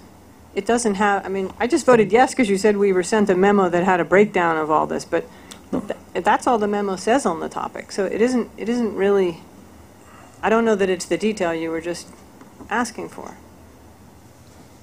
I said that the memo went out explaining partially. The word partially is probably the most operative word, but I also gave a commitment that more information would be sent to the board subsequent to after the issue was voted on. I think we should have the information before. I take my colleague's point. I thought you were saying we had the information beforehand, we didn't catch it, but I do remember this memo because it mainly addresses the fire alarm system, and then at the end just has a little kind of a throwaway line on the $150 million, which I guess perhaps didn't set off the fire alarms that it should have. Oops, I didn't mean to make that joke. Joe, I don't think it's fair as fiduciaries to ask us to vote, me, I don't know about everybody else, to vote on a, $125 million item. That's a lot of money, at least to me it's a lot of money, without understanding really what we're voting on. Now, it's true, I didn't see that memo. I said I didn't see it. We've been getting tons of stuff here thrown at us, and it's possible that was missed. But even so, as we just heard, it does not detail what this money is for, and I think it's very unfair to ask a fiduciary who is responsible to vote on these things without having all the facts. And I just, you sit here, you get really frustrated when this kind of money's being spent, and I wonder where all the controls are. And it's wonderful to say we got to fix the system and do all these things. I'm all for that. Been for that for 20 years, but I'm also for watching what we spend.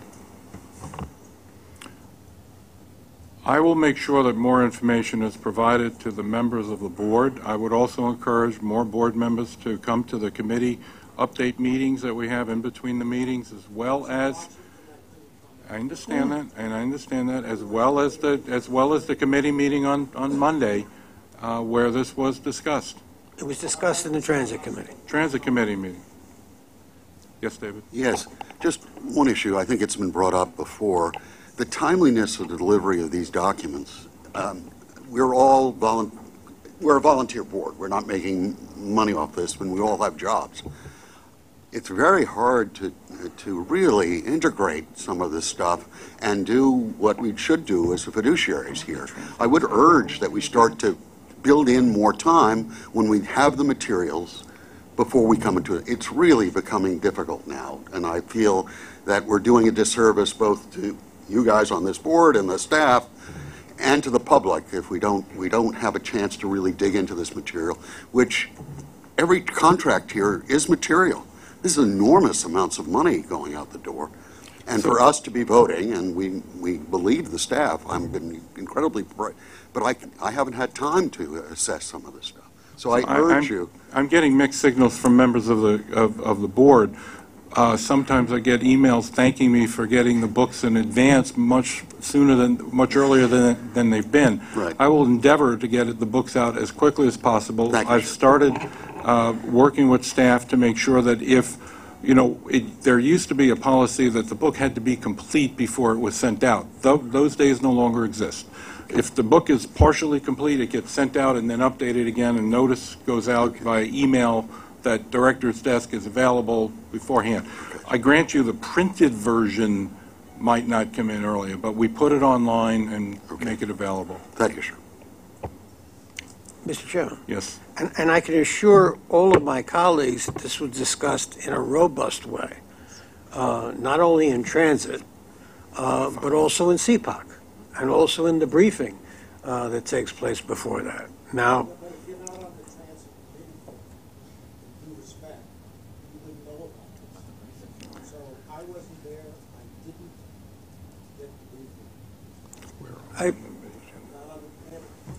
Mr. Saul, I can't.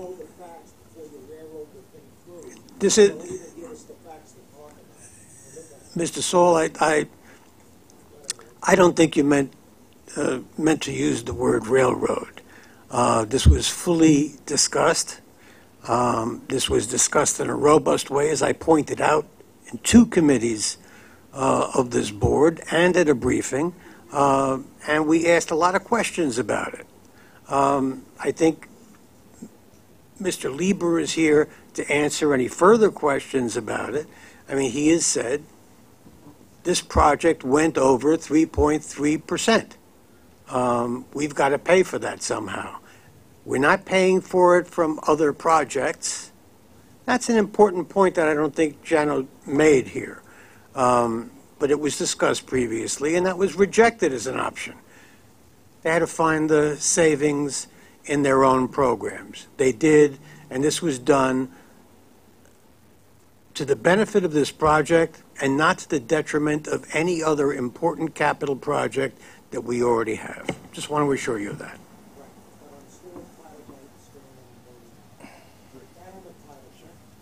Yeah. Understood. So I think the chairman has already made that. There's one ratification. Your last one. I have one more. There's one ratification for MTA Capital Construction in the amount of $4.2 million described on pages 90 and 91 of the board book. The committee recommends this ratification, and I move it. Is there a second? All in favor? Aye. Any opposed? Any abstentions? The item carries. And, Mr. Chairman, that finally concludes the Transit and Bus Committee report. Thank you, Mr. Ferrer. The Railroad Committees met jointly this month, so we'll hear... Joe, can I just jump on one thing before we go? I'm sorry. Sorry, Scott. I wanted to add one thing. That this, in our committee meeting, it came up again. We got a report on the accessoride, which I think showed some progress. But again, we hear time and time again of the challenges. Very disappointing. I know the chairman reiterated, and I want to reiterate again. They threw out a date of fourth quarter 2018 to finalize this. It's just not acceptable. We got to have a sense of urgency. We have to do the public more service, and so we have to find a way to accelerate that process. And I encourage you and the staff to just find ways to cut this down and solve the problem. Think outside the box, because every meeting it's just horrific to hear the level of lack of service that the public's getting as it relates to accessoride. And then just on the governance thing, I just wanted to note something because I think it's important. I think at our last meeting we talked about some of the reporting and the ways that you could synthesize and provide some summaries and documentations and analysis in the form of presentations versus a lot of data. And I think in this interim session, I saw a large improvement to that in some of the discussions that we had that was helpful on floating up some of the key issues for us all to understand rather than going through reams of paper. And I would say, Mr. Saul, as a matter of governance, it's impossible for all of us to read everything here. And so we need to rely on a committee system where there's board members on a committee and there's staff that's staffing those committees, and that to the extent that we do our due diligence, we have to be able to rely on each other to do that, because there's no way that we're going to all be able to understand everything that's getting done or review everything before every meeting. So I would just encourage people to rely on that committee structure. So just to follow up on the accessoride and the paratransit, I agree. I noted that it needs to get expedited. I've asked Pat Foy, the president, to take this on to be one of his highest priorities to get this moving, because I, too, want to make sure that the folks out there are properly served. I appreciate that. Thank you. Thank you, Pat. Okay. Now the Railroad Committee met jointly this month, so we'll hear a report from Dr. Metzger. Well, thank you, Mr. Chairman. The Metro-North Railroad Committee and the Long Island Railroad Committee met jointly on Monday, and we have the following to report. For all of the items, the committee members who were present at the committee meeting considered in depth and voted in favor of the actions. However, a quorum for the committee was not present. There are 17 procurement items in the total amount of $267 million. There are no non-competitive procurements. There are 15 competitive procurements, 4 for Metro-North in the amount of $124 million, 2 for Long Island Railroad in the amount of $90 million, and 9 for MTA Capital Construction for $51.6 million. I move these procurements. Do we have a second? Any questions or comments? Yes, Commissioner Zuckerman. Thank you, sir. This board has been rightfully occupied by the needs of the subway system and the gargantuan activities happening with Long Island Railroad, whether it be the Moynihan Station or East Side Access, which we heard a great deal about the other day, or Third Track. I would say, though, regarding Metro-North and us, those of us of the northern suburban counties, there have been no such activities. Activities have focused, as you know, in this capital plan on track quality and things like the shops at Harmon, Croton-Harmon. We accept, of course, I accept, of course, this is a single system. I applaud that it's a single system. Your predecessor, Mr. Chair, used to talk all the time about this being a single system, and at times different parts of the system need work and attention. And I know I accept this. I'm sure Carl and Sue and Jamie and maybe even Andrew believe the same as well. But it's important that you all know, and I've made some remarks like this on Monday, you are familiar with this and sensitive to this, particularly given the focus right now for us is mostly on safety. Today, and thanks to Acting President Rinaldi, we make a very small or minor step in that direction by adding, in a change to last month, for the Communication Systems Initiative, CSI, 1 station in each of those 4 counties, mine being the town of Southeast. We added Poughkeepsie, Nanuet, and Harriman, I believe.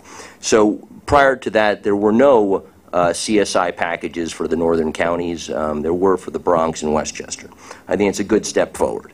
Over the coming months, there will be additional requests for the northern counties. I'd say top of the list is a functioning positive train control system. It must work, and it must be done by December 31st, 2018. This board has heard me talk often about my neighbor and friend who passed away at Spuyten Duyvil, Jim Lovell, and I owe it to him and to my riders to support that. We'll also be seeking improvements to neglected stations as part of the Enhanced Station Initiative package, and continue to work on fairer and flatter pricing at the edges of the system. When you're paying $5,000 to $6,000 a year to travel, that makes us, the riders I represent, supposedly in some ways, our best customers. And the best customers in many ways, at least in the business world, should be treated as such. You should not pay the most and get the least. And so I continue to look for support for that, for Putnam, for Dutchess, for Suffolk, for Rockland, and for Orange. Those of us on the edges of the system appreciate it. We support all the initiatives happening. We also need our support as well. So thank you. Ms. Pasol? So unfortunately, I wasn't at the Metro North Committee meeting on Monday, but at the last Metro North Committee meeting, which was the September meeting, there was a long discussion about the Massachusetts Electric Construction Corporation design and build bid. And subsequent after that, we had a telephone conference which I was on, which Kathy presided over. And nothing's really changed as I see it with the Mass Electric bid. Here was a case where we had a single proposer, and therefore we're giving almost a $70 million contract out with essentially one bid. And I think it's something that we should really look at because it's design build, which is something that I've always been in favor of it. I think used correctly, it's a very important tool, like the cubic thing. I think there's a perfect example where it's worth it. But here, when you get zero bids, basically, just the one proposer, and it's a design bid, I think you have to look at it and say, maybe there's something wrong here. And we are going to give out a $70 million contract to on a one bid, basically not bid out, design and build, and I think that's wrong, and I intend to vote no on this item. Mr. Chairman, the Metro North Committee spent many hours working on these procurements over the last month, and for the Customer Service Initiative over the last two capital plans. This has long been in the works. Acting President Rinaldi has worked with us, understands our concerns. We attempted to get the best we could for the money we have, but I would like to call a vote. Just to add one thing, Mr. Chairman. Even for those of us from not the northern counties, the conversation regarding this project has been immense, very interesting, and fully understood the needs of my northern compatriots for additional stations. Very pleased that we have been able to do that because I think it's only fair that this is a major enhancement to Metro North system, and everybody should participate in that context. So with the addition of those additional stations to the list, I will support the initiative. Thank you. The item has been moved and seconded. Is there any other comments? Yes, Commissioner Murphy. Chairman, just to correct the record, the item was bid out, and there was only one proposer, but it was publicly bid out. No, I understand that. And just one bidder responded. No further comments. All those in favor say aye. Aye. Those opposed? Any abstentions? And the motion carries. There are two ratifications, both for Metro North Railroad in the amount of $186,000. I move these ratifications. Second. Item's been seconded. Are there any questions or comments? There being none, all in favor say aye. Aye. Any opposed? No abstentions? The motion carries.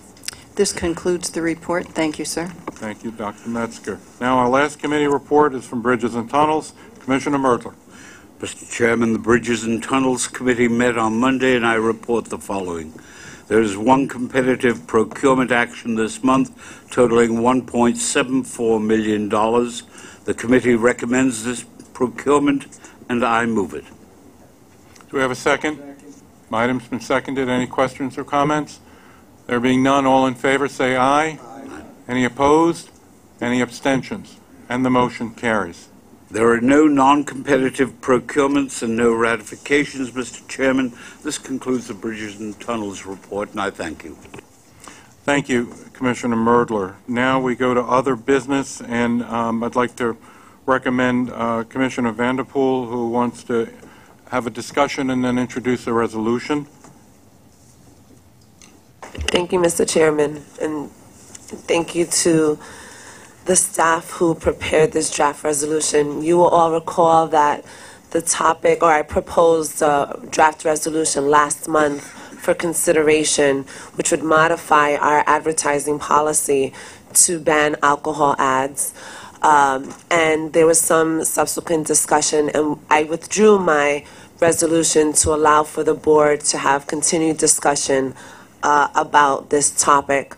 So today, in concert with the legal team, I would like to propose this resolution that is before you that would ban alcohol ads in our system effective January 1st with no new contracts entered into as of today. And that would allow for any existing contracts that have been entered to continue to proceed for the duration that was part of the original contract, but would note that no new business involving alcohol advertising would be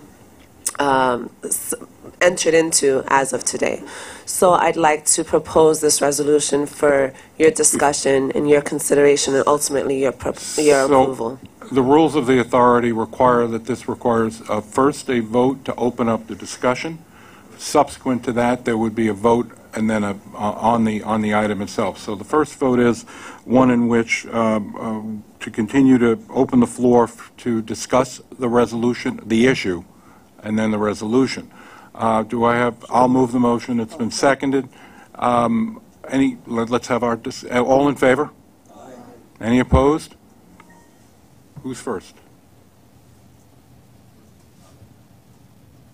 Mr. Schwartz, Commissioner Schwartz. I have two questions. I'm in support of it, so don't get nervous there. I'm just, one is, I just want to make sure from a legal basis that any current advertising, I don't know how long these advertising contracts go, so I just want to make sure that if someone currently is advertising an alcohol product and they have a contract and the contract goes to January, February, that we're not going to end up being in litigation.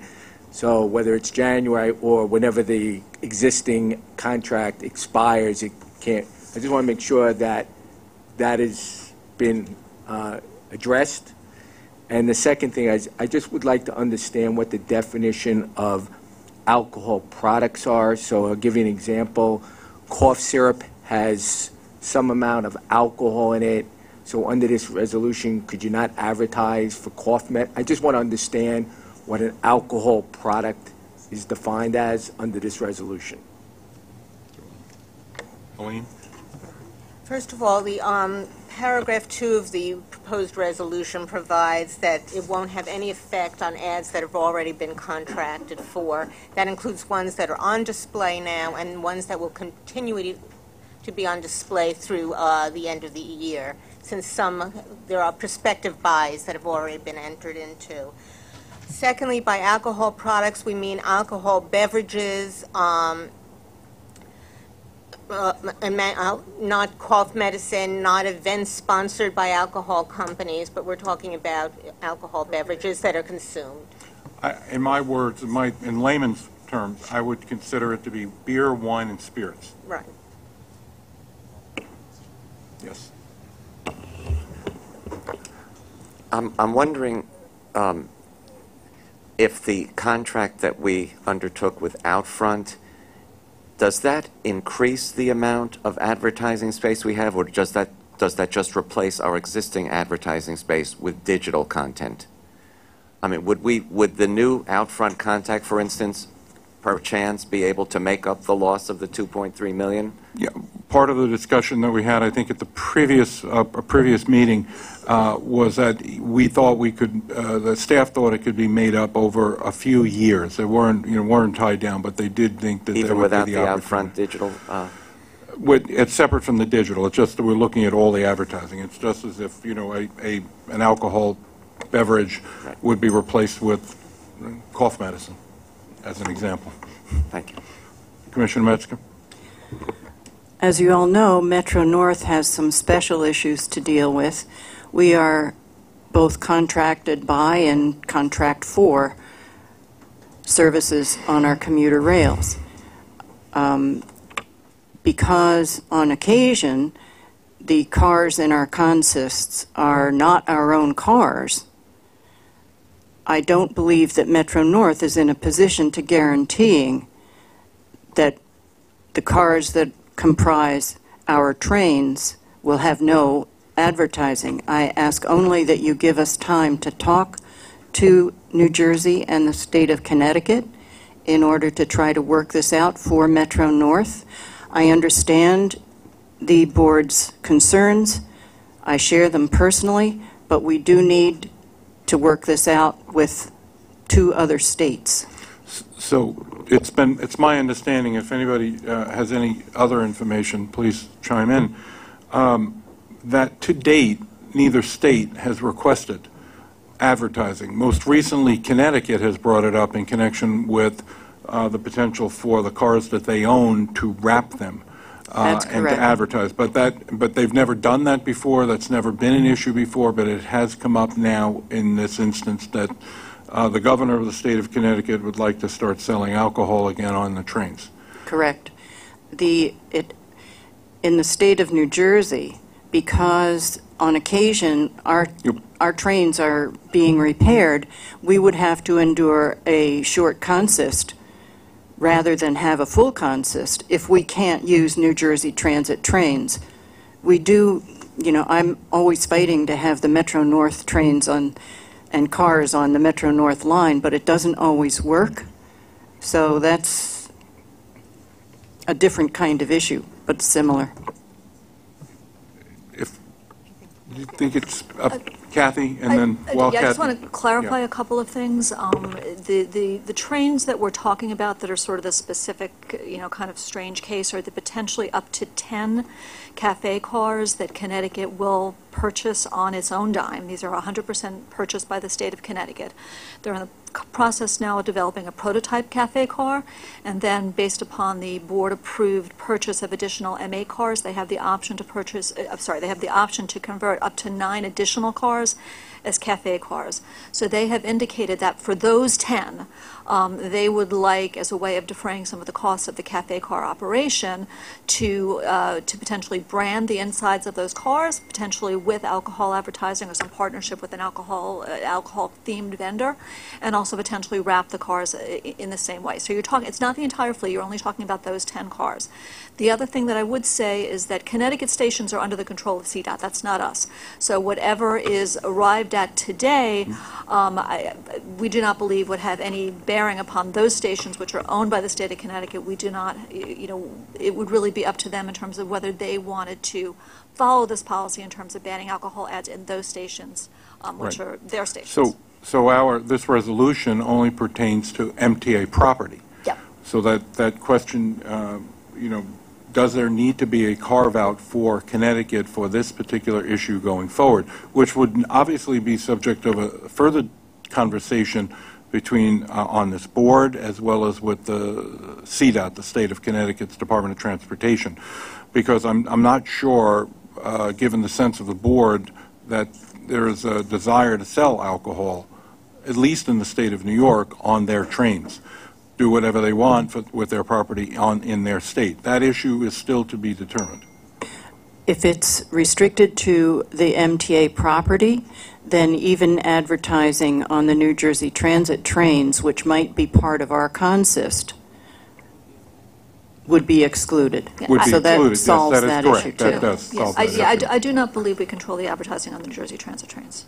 No, we do not We do control not. on New Jersey Yeah. Transit. I realize that, but since it's not our property, we're borrowing it for a very short period of time due to work that's being done. Yes. Jamie? The CDOT, the trains we run on the New Haven line that we have a split of cost on. Whose property is that? MTA property that they reimburse us for, or is that? It's their property. They pay for it directly. So those cars are not ours. Those cars that have the seal of the state of Connecticut on it are owned by and purchased by and owned by the state of Connecticut. And so I believe from riding those trains, they do they do have alcohol advertising in them. As do currently the subways and the...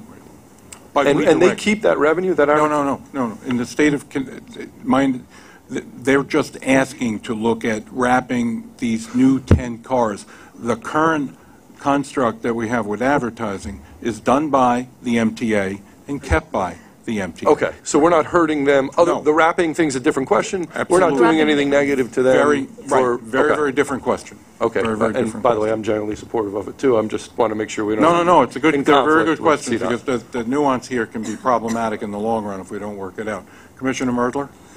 And then Mr. Commissioner Chairman, Zuckerman. I think today the issue is the broader question, and there obviously are aspects of it that are particularized, such as the Connecticut issue. Those issues, such as the definition of alcohol and alcohol products, are properly left to implementing regulations which can be and should be subsequently adopted, and those issues can be dealt with down the road. They do not have to be dealt with today. What we deal with today is a principle. Thank you. Commissioner Zuckerman? Are we debating now whether to have this, or which part of the conversation? No, right, so before this entire debate should be about, should on MTA properties there be a ban of alcohol products, period. And the issue regarding Connecticut and anything to do with Connecticut will be a subsequent discussion, but this is purely an advertising policy under the ads that we acquire, and we keep the revenue. Thank you. Let me just say three things. One, thank you to Commissioner Ventripool for raising this issue and being the advocate for this. Secondly, I want to say to the public and the members of the public that advocacy for the right thing works, and this board listens. We do listen to the commentary. Whether you say it once or you say it 50 times, we listen. And I hope this is evidence of that listening. The third thing I'd say is on a very personal basis. This morning, my 15-year-old and I rode the train. She rides it every day from Garrison to Tarrytown. She's been doing it since 4th grade. That is one tough kid, tougher than I am. And I gave her a softball because in front of us was an ad. And the ad was Pride of the Hudson Valley, this wonderful, idyllic image of a sort of a British-looking fellow holding a glass of bourbon. Now, I love bourbon, by the way. I'm a bourbon guy if anyone wants a birthday gift for me. But he was holding a glass of bourbon, and she said, "Oh, that's a weird ad. Why is he holding the glass?" Because the bourbon bottle was only in the bottom right-hand corner of the ad. I'm happy to share it with anyone. And I said, "Well, that's for bourbon." She goes, "Well, that's weird. Why is bourbon about the pride of the Hudson Valley?" Now, this brewery, or this distillery, is the oldest in New York State, the first since Prohibition to make it. But her second comment was, "Well, that's kind of weird. I'm only 15. Why do they want me to buy bourbon?" I tried to explain to her this was not really targeted at her. And I raised this story because this is not a subway alone issue. This is what we have generally heard people from the subways speaking. But even those who are unfortunate enough to have to commute to high school, as my daughter does, are affected by this and are supportive of us making this move. So thank you very much, Veronica, for bringing this up. Thank you for your comments. Yes? I understand what we're going to be, well, not me, but the others are going to be voting on, but I just wanted to point out, on west of Hudson, where I live, we only own 65 cars.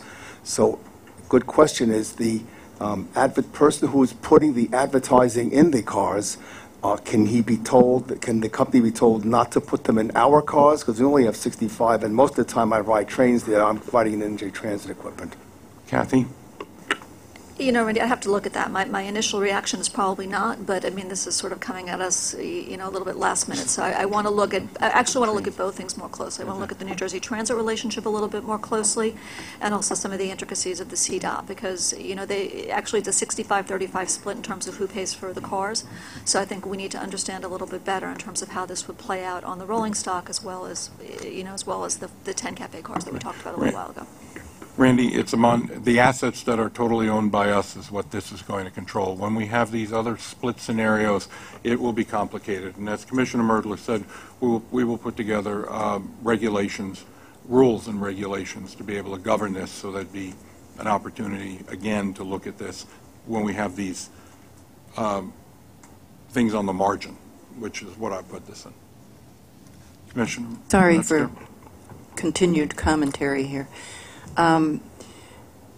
What I'd like to propose for the Metro North Committee is that after you've had an opportunity to work with both New Jersey and Connecticut and look at all the issues that are likely to arise, could you report to the board, to the Metro North Committee, so we have an adequate understanding of what the problems might be or how we've resolved them? No, absolutely. And I know I've had a number of conversations with Commissioner Jim Rediker about this in Connecticut, and he has asked on a number of occasions for the opportunity to address the committee because he has some specific state issues that he would like the committee to be aware of. So he has asked for that opportunity, and if this is going to continue, I'd like to potentially afford him that opportunity to come down to the next committee meeting. Commissioner Rediker is always invited, and we're always pleased when he comes. Okay. Thank you. Okay. Yes, Commissioner Pally. I thank you and thank Veronica for raising the issue again.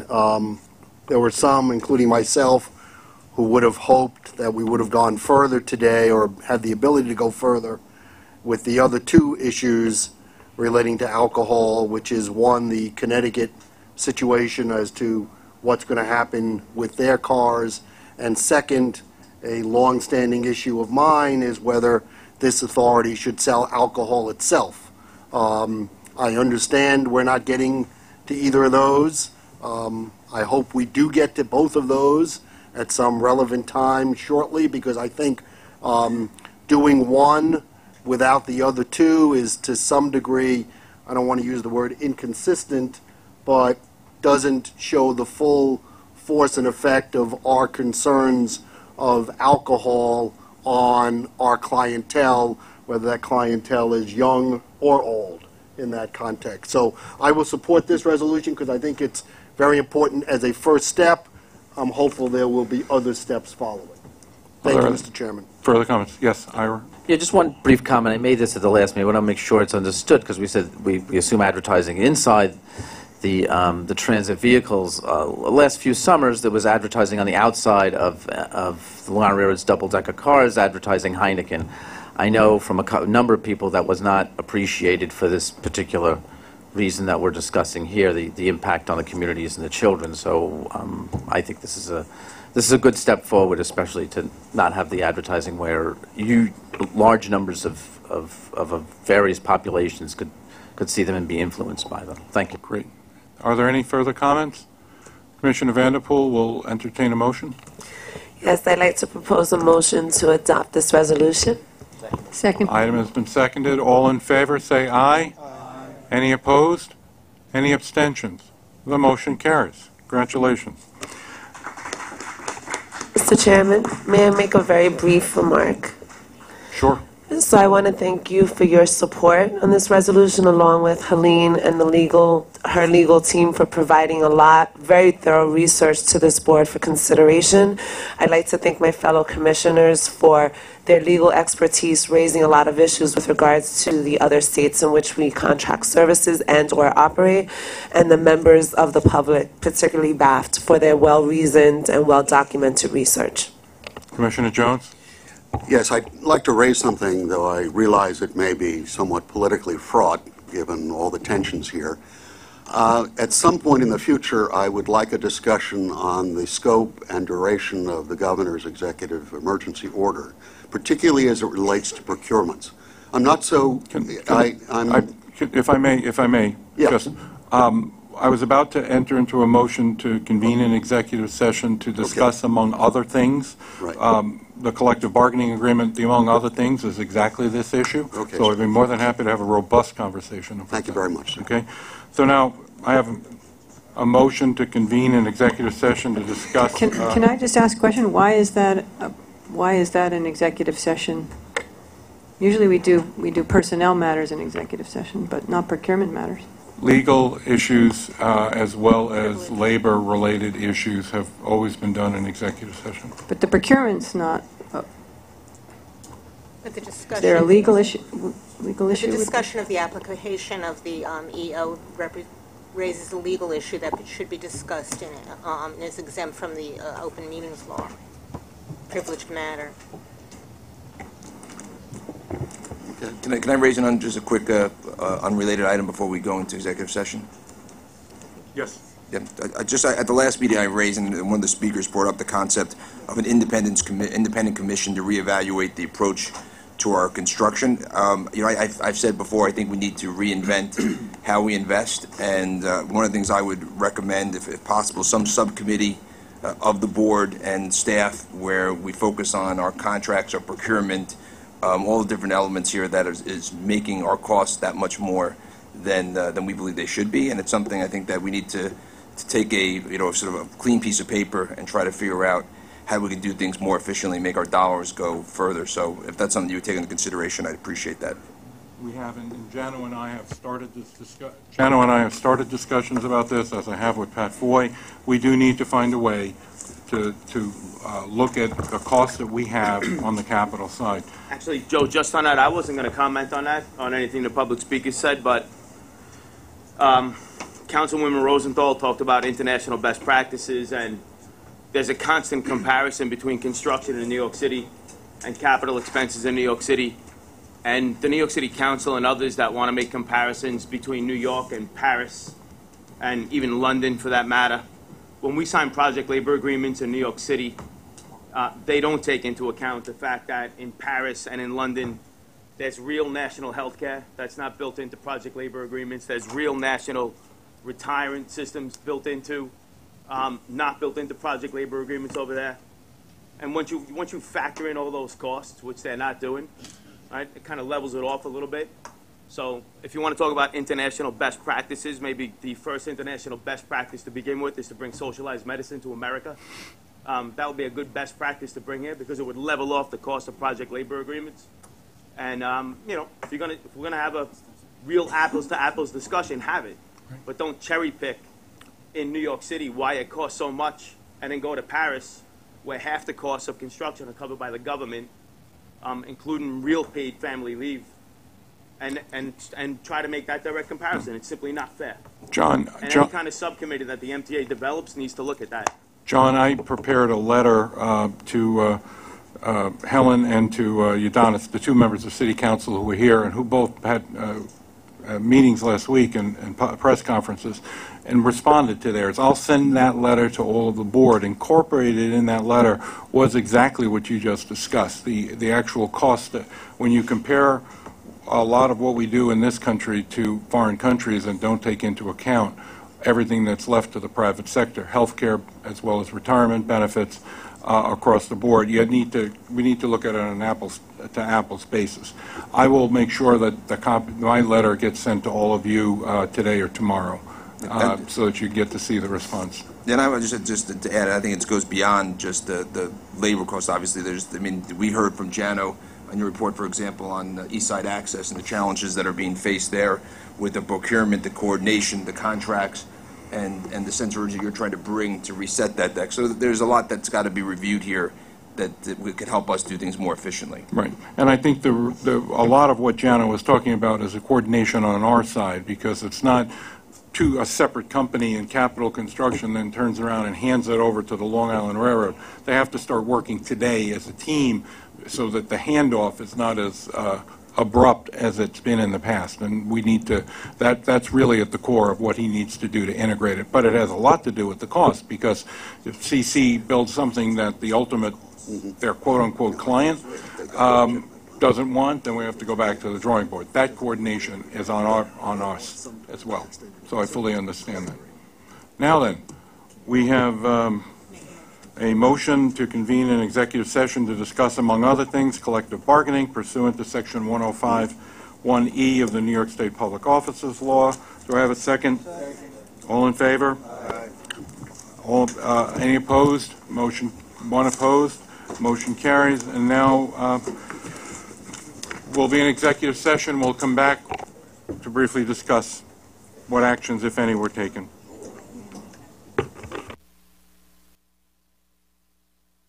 Board approved pension plan amendments to allow certain eligible MTA bus members to purchase optional credit for military service to conform with the Long Island Railroad additional plan to the base plan and to make other edits that do not impact benefits. And secondly, we had a robust discussion in executive session about the executive order issued by the governor and more to come because we're going to ask the board for more input about that. Overall, I do want to highlight, as was requested, that I make a statement, and I believe that the executive order, I can't find the exact words, but I do know that the powers of the board have been, when it comes to the executive order and any procurement under the executive order, the powers of the board have been alleviated and that, or suspended. And that, you know, the executive order also eliminates the board from its fiduciary responsibilities in connection with any purchase that's made under the executive order. And the guidelines have been prepared and all of that. But there's going to be more to come, and we'll have more discussion about this as we move forward. Any questions, comments? I'd love to have a motion to adjourn. Seconded. Thank you all.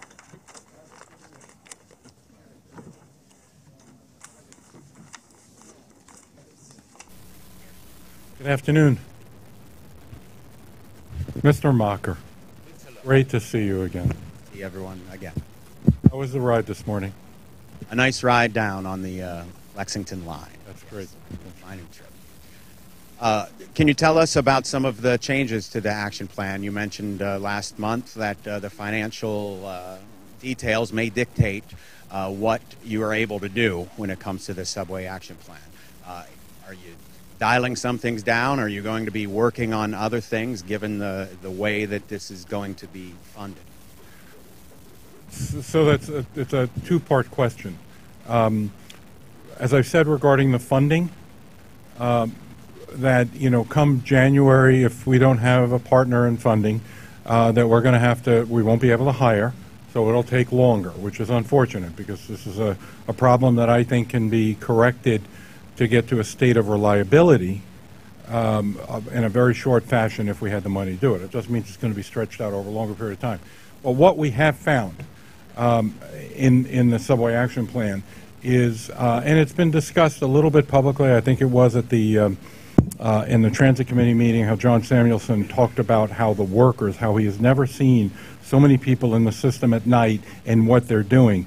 And instead of working on people going in who are just working on signals, and then people on another day, other people go in and work on the track, and other people another day go work on the water problems, where they're converging all at once, and it's a coordinated effort with the project management office so that it's getting done. And what we're seeing from that is real efficiencies in getting it done. They're not bumping into each other. What we're finding is that we're able to get and fix some of the core problems in those areas that we have found are the worse off. And I think that's going to go a long way to stabilize the system. And even given the conversation about the extra money for 2nd Avenue that happened today, or for the Enhanced Station Initiative, it seems that the MTA is able to find the money for those projects. So there was no extra money. There was no extra money that was in. It was part of the as part of the 2nd Avenue subway. It was part of the reserve, as I understand it. So it was all part of what was approved once earlier in there. And on the enhanced station, those are all, there were no new amounts that were outside what was in the capital amendment from a little over a year ago. So there was no new monies. And there are capital monies as well. I think the premise of your question is, if you can find capital money, then how come you can't find operating money? Two very different things. Yes? Joe, I know you talked about this on Monday, but if you could reiterate the $573 million that was approved today to phase out the old procurement system going forward. Basically, walk me through, if you could again, what happens next? Where does this go? The significance of today's vote? So the significance of today's vote is we will be entering into an agreement now with Cubic. We will be developing a new fair payment system. That fair payment system will take advantage of lots of different ways in which people, riders can enter the system, or any one of the railroads, and that is taking advantage of your smartphone, and you can use your smartphone. If you use your smartphone today for buying at Starbucks, then there'll be an app, and you'll be able to do the same thing to enter the subway system, for example. There'll also be where we will work with the credit card issuing companies to make sure that everybody's credit card is going to have the proper chip in it so that you can be just tap and go, not slip it in, but just tap and go like they do in Europe. And then also, ultimately, we will begin the process of putting on new cards that people can actually buy. That'll be MTA cards. So if someone doesn't have credit cards, if someone doesn't have a smartphone, but they currently have a Metro card, the Metro card's going to be in place until 2023, 2024. I'd have to get you the exact date. So the Metro card will still be there. But we're also going to be able to start selling cards in various different retail outlets, just like you may buy a gift card for someone to, $25 on Dunkin' Donuts or whatever item that you do a gift card on. You could do the same thing and then use that in the subway system or the Long Island Railroad Metro North. And you can go back to that retail vendor and actually get more money put onto it right now. Very similar to what you can do now with your Easy Pass. Easy Pass can go to various different outlets to do it. Here's the bottom line. The bottom line is during this period of time where we are going to be gradually putting in this new digital system, we will still have MetroCard in place, so no one will be unable to do it. And I like to call it robust redundancy. There are going to be multiple different ways in which you can get into the system now. But ultimately, the MetroCard's life will be coming to an end. At this point? No, I'm not surprised. I wish it had happened. I was working on this 5 years ago. My hope is, I didn't know I'd ever come back again, but my hope is they would have done it by now. No, I'm glad to be part of it, quite honestly, and I'm glad to help in the making sure that we get into the 21st century. There are a lot of things that the workers and the management at the MTA are working on to put everything in the MTA into the 21st century. This is one of many things that you will see in differences. We're changing the way we communicate. We're changing the way we put up more digital signage. All of those, we're going to do everything we can to take this 100-plus-year-old subway system and a 150-year-old, Long Island Railroad system and bring it into the 21st century. Yes. Dana.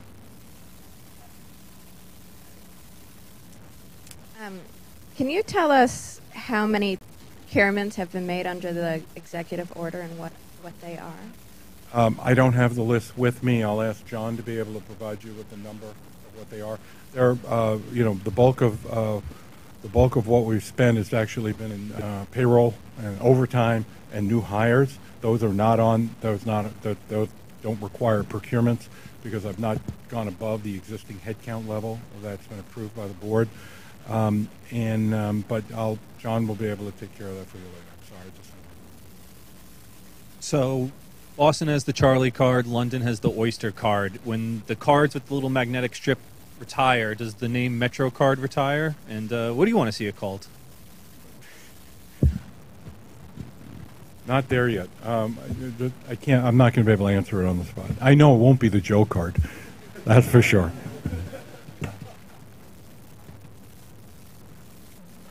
Maybe you could report how, I'd love to know when you do a story on this, can you find out how London came up with Oyster and how, would you say Boston is Charlie? Why Charlie? All right, I'll be a good editor for you. Go ahead, find out. I won't accept the article until you have that in it. Right. In regards to the alcohol ads, I know that it's a relatively small amount of revenue that's coming in from that, but how are you going to ensure that that revenue that's lost from not taking those ads is replaced, and is there any way to try to increase the ad revenues that are coming in? Absolutely. There'll be a potentially initial hit. It'll phase out over time by not having alcohol advertising. It goes back to some of the earlier questions. When the people here at the MTA make the subway system better, it'll be a better place to advertise, and people will want to advertise more. We will get to a certain state where I don't think we will be not losing revenue under the new agreement that we have that was put together, that was agreed to by the board at the last session. The last meeting last month with Outdoor was a whole new digital approach that will be going into place both on the subway cars and on the platforms, and in some cases upstairs on the way down to the stations. All of that is going to, when people see it, and when advertisers understand that we have approximately 6 million people every single day going into the system. It's a fabulous place to advertise because you've got a captured audience. How was your trip down? My trip was fine. Good. Took the 7 and transferred to the 4. No major delays today. Joe, you're known as a consensus builder, someone who can get people together. Have you considered what kind of heroic reputation you might achieve if you were able to get the governor and the mayor on the same page? And have you tried in any way to try and solve their feud? Because it seems like we're even hearing it from regular commuters these days, not just political bloggers. We're actually hearing, why is it that these two guys can't get together on transit and a host of other issues? Have you tried to broker some kind of peace? Have I or will I? Look, I'll put it on my to-do list, but it has not happened to date. I've been pretty darn busy in a couple of different places. So my suggestion is let me wait until after the election and then be able to. Well, would you agree it might be useful for the vast ridership of this system to have those two entities working in concert rather than at loggerheads? They work in concert more than you can possibly imagine. They do every single day. And the involvement with Polly Trottenberg, my involvement with the first deputy mayor, is, again, and I'll say it's robust. We do communicate, we do talk, we do share the bus system, and there's a lot of interaction that goes on between the MTA and the city. I heard your question. I will do my best to see what I can do. Hi. Good. No. So, board member Vanderpool raised the issue today of elevator construction in stations that are being renovated under the Enhanced Station Initiative, and it was said that elevators aren't possible to put into every station.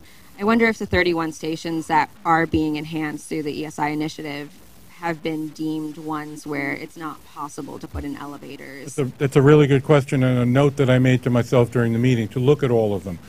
Because the ones that were today, the ones that are along Central Park West, those stops, there literally is no room.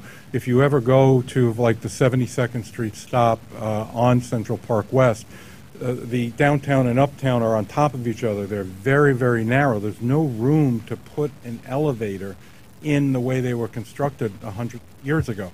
And I also made reference, there was someone who spoke about Parkchester. I mean, the Parkchester one is one that I've had numerous meetings on 5 years ago, and with elected officials in the Bronx. The way the number 6 line, which goes right through there, it would end up literally on Westchester Avenue, right in the middle of traffic. We're constrained by the vision that people had when they built the system, and I can't. Every day, people want to know, well, why can't you make it wider? I mean, why can't we get another track and all that stuff? We're talking about borrowing new holes. We're talking about changing this. And up in the Bronx, we're talking about an elevated line. Makes it even more complicated. I just wanted to ask about the 30th Avenue, 36th Avenue stations in Astoria where construction began this week. Were those considered at all for elevators? Or I don't know. I'll have to get back to you. Do you know? I don't know the answer to that. I'm sorry. Yes, Dana? Why does it make sense to prioritize the cosmetic improvements of the Enhanced Station Initiatives over elevators? I think that's a false equivalency. No one is doing that. And I take exception to the word cosmetic, because what we're doing down there is clearly not cosmetic. Not a day goes by when a rider doesn't say, why isn't the system cleaner? Why isn't it brighter downstairs? Why can't I have digital signage? Why can't I plug in my phone and get it recharged? All of which has been put in there. I don't look at that as cosmetics. Customer service is not cosmetic. Customer service is real. But the question is, why do that instead of elevators? We have a whole separate program going on to enhance the number of stations that are available to people who are disabled. I'll get you the list of those. They're not necessarily the same group altogether. So we'll look at that. Jose, Hey, Joe. Two questions, and I'm not asking for a friend, but will you still be able to buy tall boys on the Long Island Railroad and Metro North, given the booze ban? I wasn't quite clear on that. And second, do you have a figure on how much the MTA made from alcohol ads in the most recent figure? So, in answer to the first question, absolutely, you'll be able to buy a beverage outside of the system and bring it on board. You know, at Penn Station, you could, you know, when you go to, well, I can't remember the name of the drugstore that's there, that is the cheapest price beer in the Penn Station. The line there is unbelievable. The line will continue to be long and will be, you know, allowed. There are certain days, as you may know, there are some days where we prohibit the drinking of alcohol, like St. Patrick's Day, for lots of reasons. But, you know, no, there will be no diminution or change in drinking on board either Metro North or the Long Island Railroad. A little over, the number's like 2.3, it may be even a little bit higher, but it's in the $2 million range annually. Note that for anybody writing about this, okay, that he said that. Right. It is, look, that's why I can answer quite easily that we'll be able to make it up relatively quickly, because it's not the number that some people think it is. Unless. Hi, Chairman. Alfonso, how are you? Good. On Monday, President Nowakowski reported that for, I don't think it's a 6 consecutive months, but 6 of the last 7 months, including September most recently, the Long Island Railroad lost riders, and that's after, I think, 25 straight months of gaining riders and setting records in back-to-back years. Just want to get your thoughts on what you think might be behind those numbers, whether it's a reason for concern, and whether you're confident those could be turned around. So what I think there, personally, I don't have an answer that is scientific, but I think it's an indication of what's going on in our economy right now. We are seeing a reduction in, you know, real estate revenues and other revenues that are coming in. You can see reports coming out of state capitals, whether it's New York, Albany, or Trenton, that revenues are not coming in the way they thought they would on personal income tax. It's a function of what's going on in the economy, and I do think when you look at people, usage of commuter railroads and usage of bridges and tunnels, they're the bellwether, they're the early warning of an economy that is not as robust as it used to be. That's my initial reaction to it. I am always worried about ridership, whether it goes up or whether it goes down, because everything that I want to do is be able to serve the customers who are on there. So I do worry about it, making sure that we can provide them with the proper service. Chairman, some folks believe that bus service stands to benefit the most from the MetroCard replacement through things like all-door boarding. I want to see if you agreed with that service stands to improve the most, and if you, what do you think about the idea of more aggressively pursuing all-door boarding as the technology comes online? I know you're doing a pilot, but they seem to not be really satisfied with that. The reason for the pilot is because we like the idea. We want to test what works and what doesn't work.